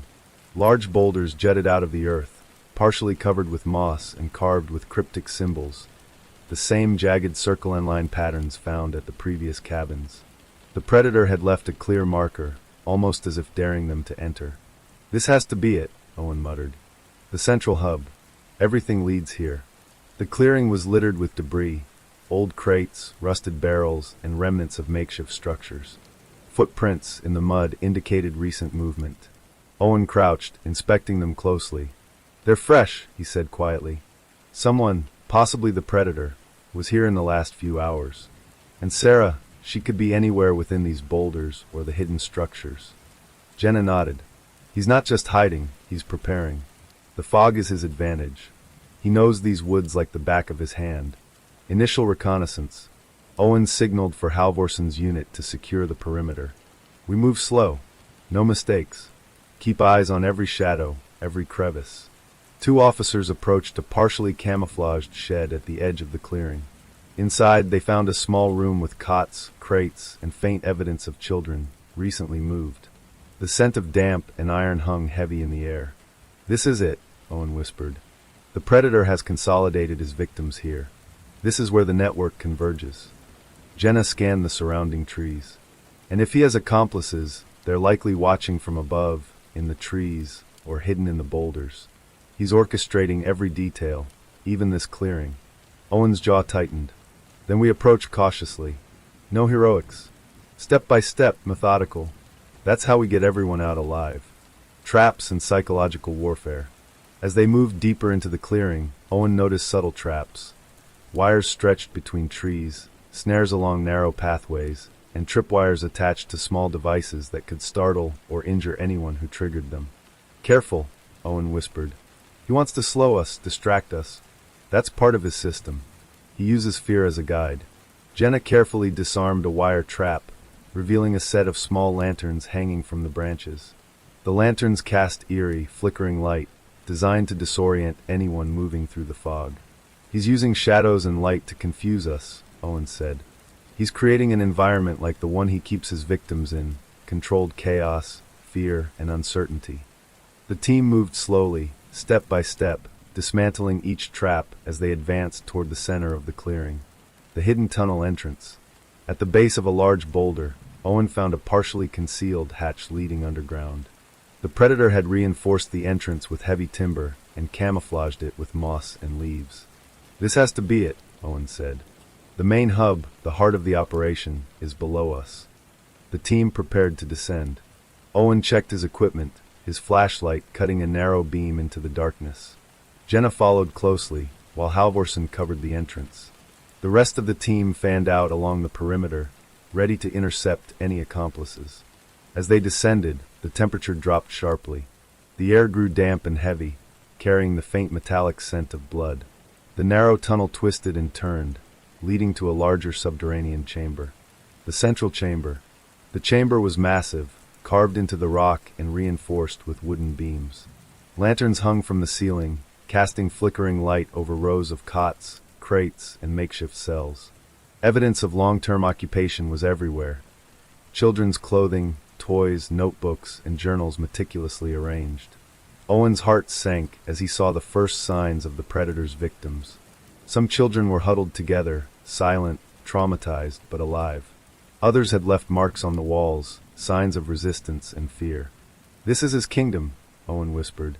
"Everything he's built, every victim, every plan, it's all here." Jenna approached a young girl who flinched at the flashlight. "It's okay," Jenna said softly. "We're here to help you." The girl's eyes widened as recognition dawned. Relief mixed with fear, the same pattern Owen had seen in previous rescues. The first confrontation. Suddenly, a shadow moved across the chamber, tall, hooded, faceless in the flickering light. The predator had anticipated their arrival, hiding within the labyrinth of tunnels. "Freeze!" Owen shouted, raising his weapon. The The predator did not move in fear. Instead, he circled slowly, almost measuring them, calculating their reactions. His voice was calm, precise, and chilling. "You think you've cornered me," he said, his words echoing in the chamber. "But the fog watches. The network endures. Those who follow blindly get lost." Owen's jaw tightened. "Release the children. Now." The predator paused, then disappeared through a hidden passage at the far end of the chamber. His escape was silent, deliberate. "He's planning something," Owen muttered. "We need to stay focused. The children first. Then we find him." Evidence of the network. As the team secured the chamber, Owen examined the journals, photographs, and notes left behind. The predator had documented every victim, reactions, psychological manipulation techniques, and the network's operations. EG and AV's names appeared repeatedly, confirming that the predator had active accomplices. Some notes suggested that these accomplices were responsible for moving victims, setting traps, and maintaining the tunnels. "This isn't just a man," Owen said quietly. "It's an entire system, and the reach, it's larger than we imagined." Jenna studied the maps. There could be dozens more victims. Each location connected, each cabin a node. "We're only scratching the surface." Owen nodded. "Which means we have to move fast. We secure the hub, rescue everyone here, and then dismantle the network." Rescuing the victims. The team worked methodically, checking each cell, comforting the children, and marking evidence for removal. Sarah Mitchell was reunited with the other rescued children from previous cabins, and medics attended to those who were injured or malnourished. Owen noticed patterns in the victims' trauma. Children had been psychologically conditioned to obey, to fear, and to remain silent. The predator's methods were systematic, calculated, and horrifying. "They're trained to survive," Owen whispered. "But they've been broken, controlled, and manipulated. We have to undo that." Jenna nodded. "It'll take time, but they're alive. That's what matters now." Tracking the predator. With the victims secured, Owen focused on the predator. Using the journals, scratch marks, and symbols, he began tracing potential escape routes within the tunnel network. "He knows every path," Owen said. "Every hidden exit, every shortcut. But we have evidence now. We can anticipate him." Halvorsen checked communications with the perimeter team. "No sightings yet, but the fog is dense. He could be anywhere." Owen clenched his fists. "Then we follow the trail. And this time we end it." A sinister discovery. As they prepared to leave the central chamber, Owen noticed a hidden compartment behind one of the walls. Inside were files, photographs, and notes that chilled him to the bone. Locations of previous abductions spanning multiple counties, detailed plans for future victims, and cryptic messages suggesting that the predator had allies in towns outside Blackwood. "This is bigger than we thought," Owen said grimly. "He's not just a local predator. He has a network, coordinated, planned, and operational across state lines." Jenna's voice was tight. "We're dealing with a criminal organization, not a single man." And Sarah, she was just the latest. Owen nodded. "Which means dismantling this network won't end with capturing him. We have to find every accomplice, every safe house, every victim. And we have to do it fast." The fog lifts. Slightly. As dawn broke, the fog began to lift slightly, revealing the clearing in more detail. The predator had vanished into the tunnels, but Owen knew he had left a trail. Every symbol, every scratch, every note was a breadcrumb. The tactical team regrouped, rescuing the last few children and marking the chamber for forensic analysis. The central hub had been secured, the victims rescued, and evidence collected, but the predator remained at large, and the network's full scale was only beginning to emerge. Owen stared into the thinning mist. Somewhere in the forest, the predator and his accomplices were watching, waiting, calculating. But for the first time, Owen felt a sense of purpose. The web of terror was unraveling, and he was determined to pull every thread. "The hunt isn't over," Owen said quietly, "but we've taken the first major step. The network is vulnerable now, and we're coming for every last one of them." The fog clung to the trees like a living entity, but Owen Hayes was ready. The heart of the predator's operation had been exposed, and the chase was about to enter its final, most dangerous phase. The northern woods were quieter than usual, but Owen Hayes knew better than to trust silence. The predator and his network were patient, calculating, and relentless. After securing the central hub and rescuing the majority of victims, Owen now faced the most dangerous phase of the investigation, dismantling the predator's network and confronting the accomplices who had helped him operate in the shadows. Jenna Ruiz, standing beside Owen, glanced at the map sprawled across the tailgate of their vehicle. Each mark represented a cabin, a tunnel, or a site where victims had been held. The initials EG and AV appeared repeatedly, connecting multiple nodes in a web of abduction and manipulation. "We've got most of the children accounted for," Jenna said, voice tight. "But if EG and AV are still at large, the network isn't finished. They're the keys." Owen nodded, eyes scanning the fog-draped trees. "We dismantle the network piece by piece. Each cabin, each tunnel, each accomplice. Step by step, we make it impossible for them to operate. And when we find AV, we get answers." The hunt for AV. Using the predator's maps, journals, and symbols, Owen traced a potential safe house for AV deep in the eastern woods. According to notes recovered from the central hub, this property had been used to coordinate movements, store equipment, and temporarily hold victims. The approach was treacherous. Overgrown trails and thick fog concealed pits, tripwires, and other traps designed to slow pursuers. Owen led the team slowly, flashlights slicing through the mist. Every rustle of leaves and snapping of branches made hearts pound. "This has to be it," Owen muttered, crouching behind a fallen log. The structure ahead was small, fortified with plywood and metal bars. Smoke from a recently extinguished fire curled into the fog, evidence of recent occupation. Jenna nodded. "He's here, or he was very recently. We need to move carefully." Securing the perimeter, Owen divided the team into 2 units. One unit would secure the perimeter, cutting off potential escape routes. The other, led by Owen and Jenna, would enter the building to confront AV. The forest around the property was unnerving. Every tree seemed like a potential hiding place. Shadows shifted unnaturally in the fog, and small, intentional markers left by the predator and his accomplices guided, or misled, anyone approaching. "Remember," Owen whispered to his team, "this is psychological warfare. Expect traps, distractions, and deception. Focus on the goal, AV, evidence, and securing any victims inside." Entering the safe house, the entry team approached the side door, carefully inspecting the hinges and floor for traps. Owen signaled Jenna to move in first. She lifted the door quietly, revealing a dimly lit interior. Inside, the room was cluttered with crates, old furniture, and a few scattered personal items, some belonging to victims. Footprints in the dirt indicated recent movement.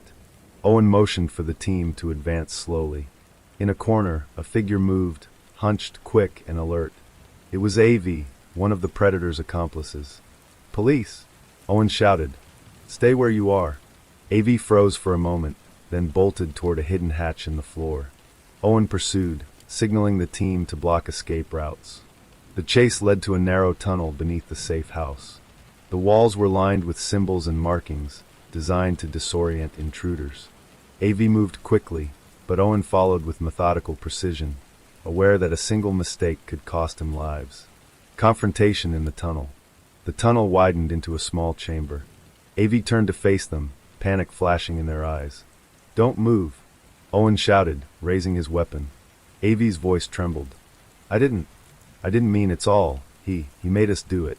Owen stepped closer. "Explain. Now. Every victim, every cabin, every tunnel. How far does this go?" AV swallowed, voice barely audible. It's everywhere. Cabins, tunnels, abandoned properties. He uses us to move them, to hide them, to control them.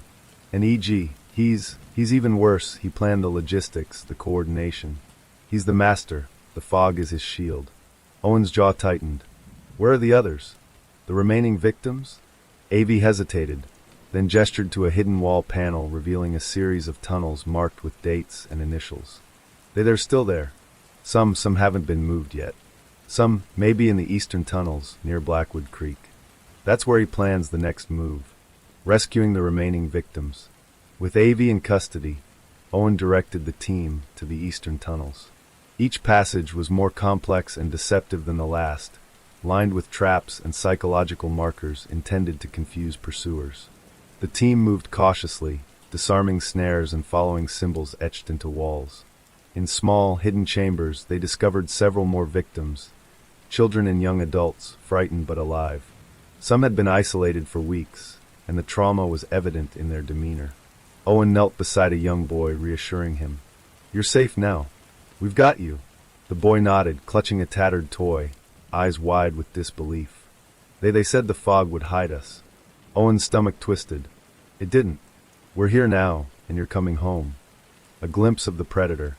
As the team advanced, Owen spotted movement ahead, another figure slipping between shadows in the fog. The predator had anticipated their actions, using the tunnels to stay ahead, to control the narrative, and to remain untouchable. "Don't lose focus," Owen whispered. "He's trying to distract us. We get the victims first. We'll get him next." The fog thickened, almost as if it were alive, echoing the predator's presence. Every step felt like walking through a living maze, each turn designed to unnerve and confuse. Uncovering the full scale. In a hidden chamber deep in the eastern tunnels, Owen discovered evidence that confirmed the network's horrifying scale. Hundreds of photographs, journals, and coded notes documenting every victim's reactions, movements, and compliance. Maps showed multiple counties, dozens of cabins, and a network of tunnels, all meticulously coordinated. "This isn't just a man, it's an entire system," Owen said quietly. "EG and AV are just part of it. There are more. And the predator isn't just hiding, he's orchestrating an empire of fear." Jenna shook her head. "And Sarah, she was just one piece of it. There are more children, more victims still trapped." Owen nodded grimly. "Which means we keep going. We trace every tunnel, every cabin, every symbol. No one is left behind." The psychological toll. As the team moved, the children's trauma became increasingly evident. Some refused to speak, while others displayed signs of extreme fear and mistrust. The predator's methods, control, isolation, fear, had left deep psychological scars. Owen took a moment to speak to one of the teenagers rescued from a previous cabin. "You're safe now. Nothing he can do will control you anymore." The girl looked at him, tears in her eyes. He made us obey. Even when we wanted to fight, we couldn't." Owen's chest tightened. "You can fight now. You're free. And we'll make sure no one else suffers like this." AV's confession. With AV secured and the remaining victims found, Owen interrogated the accomplice further. "Who else is involved?" Owen demanded. AV hesitated, then spoke in a trembling voice. There's a network. EG coordinates logistics, like I said. But there are others. People in towns, in communities watching, reporting, helping him avoid detection. He's not alone. The fog, it hides more than him. It hides everyone working with him. Owen's eyes narrowed. "Names. Locations. Every detail you have, I need now." AV nodded slowly. I can tell you. But he'll know if I speak. He sees everywhere." The weight of the revelation hit Owen. The predator wasn't just a single mastermind. He had collaborators embedded in multiple communities, a support system allowing him to operate undetected for years. Planning the final confrontation, Owen and his team regrouped near the last known tunnel exit. With AV's information, they mapped out the predator's network fully, identifying potential hideouts, safe houses, and escape routes. "We know where he is now," Owen said firmly. "And this time we corner him. No more escapes. No more victims. We end this network, starting with him." Jenna checked the tactical gear. "It won't be easy. He's prepared for everything we've seen.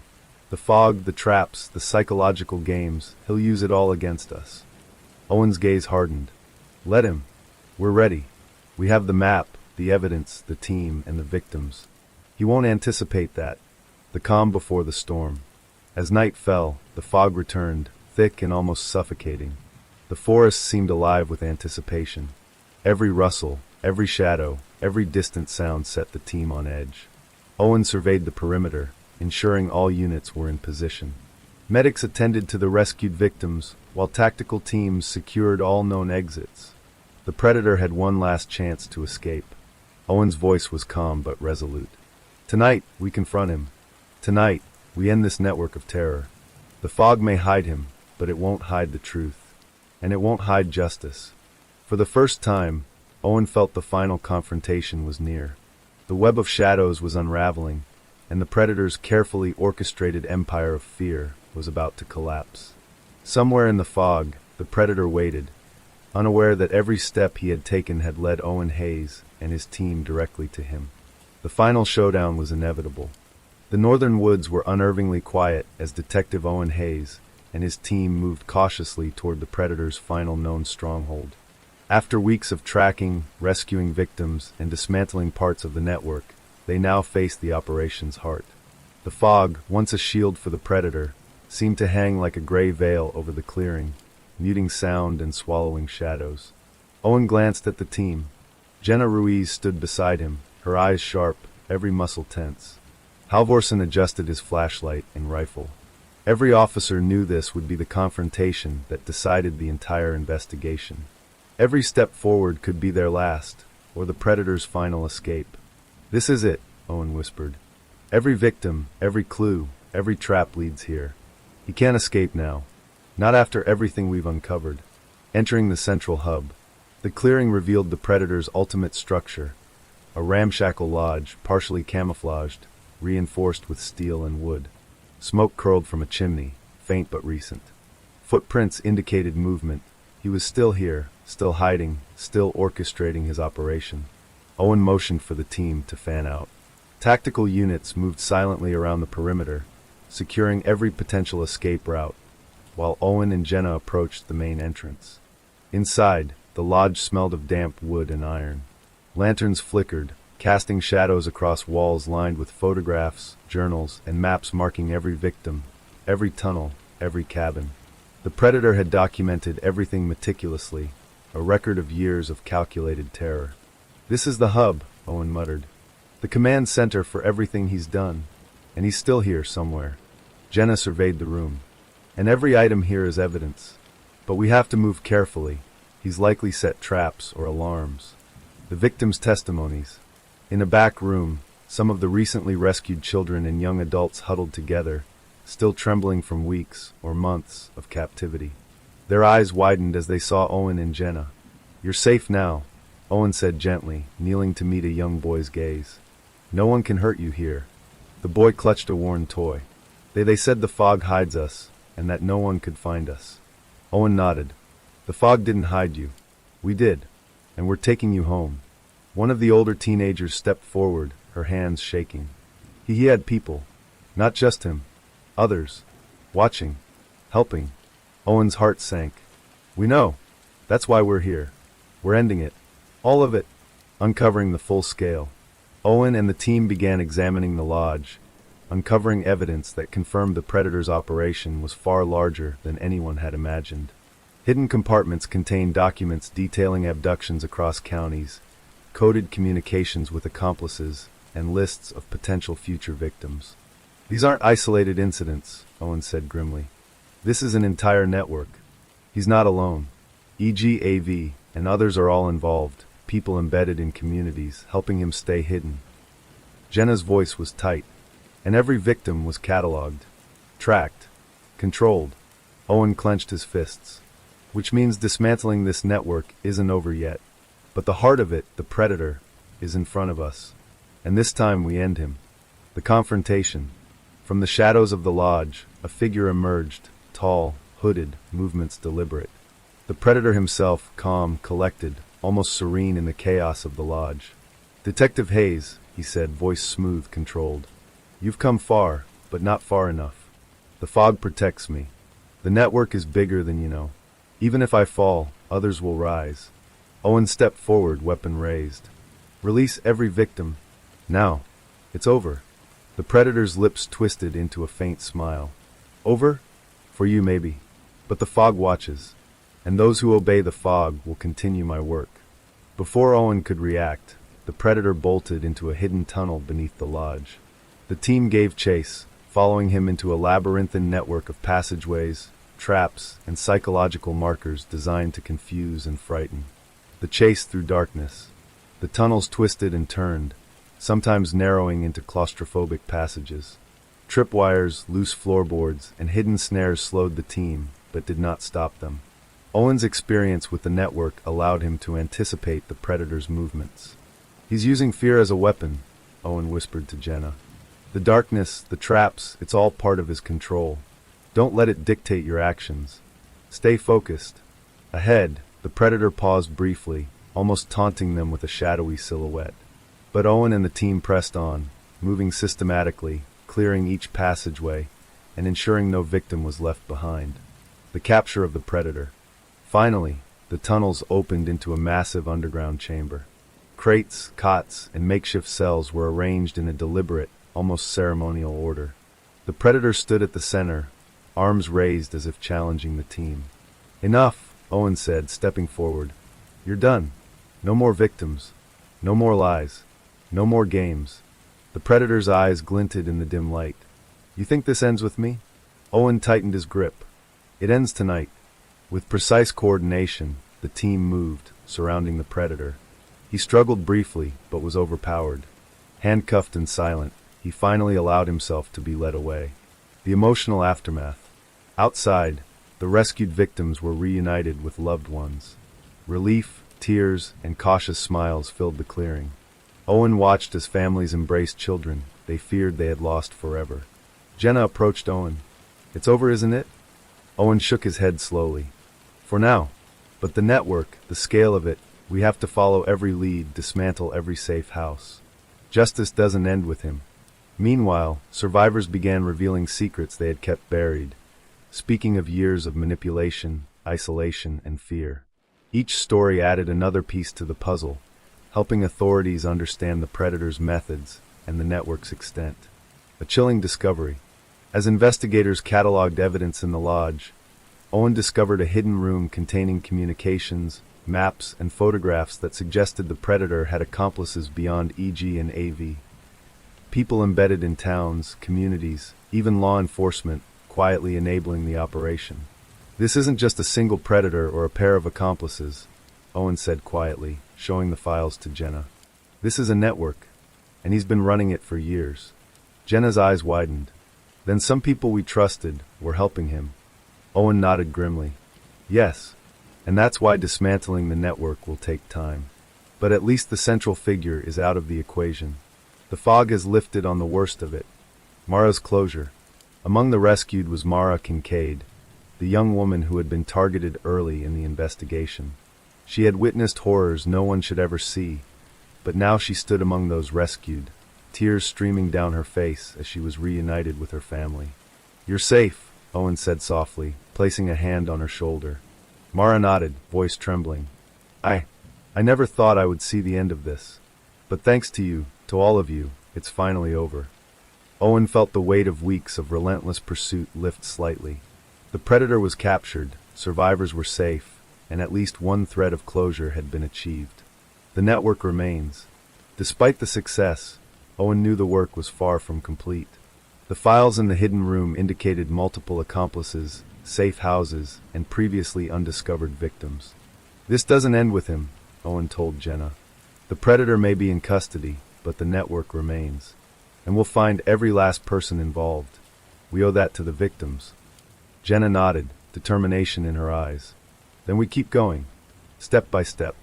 No one is left behind. The final note. As night fell, Owen stood outside the lodge, watching the fog roll across the clearing.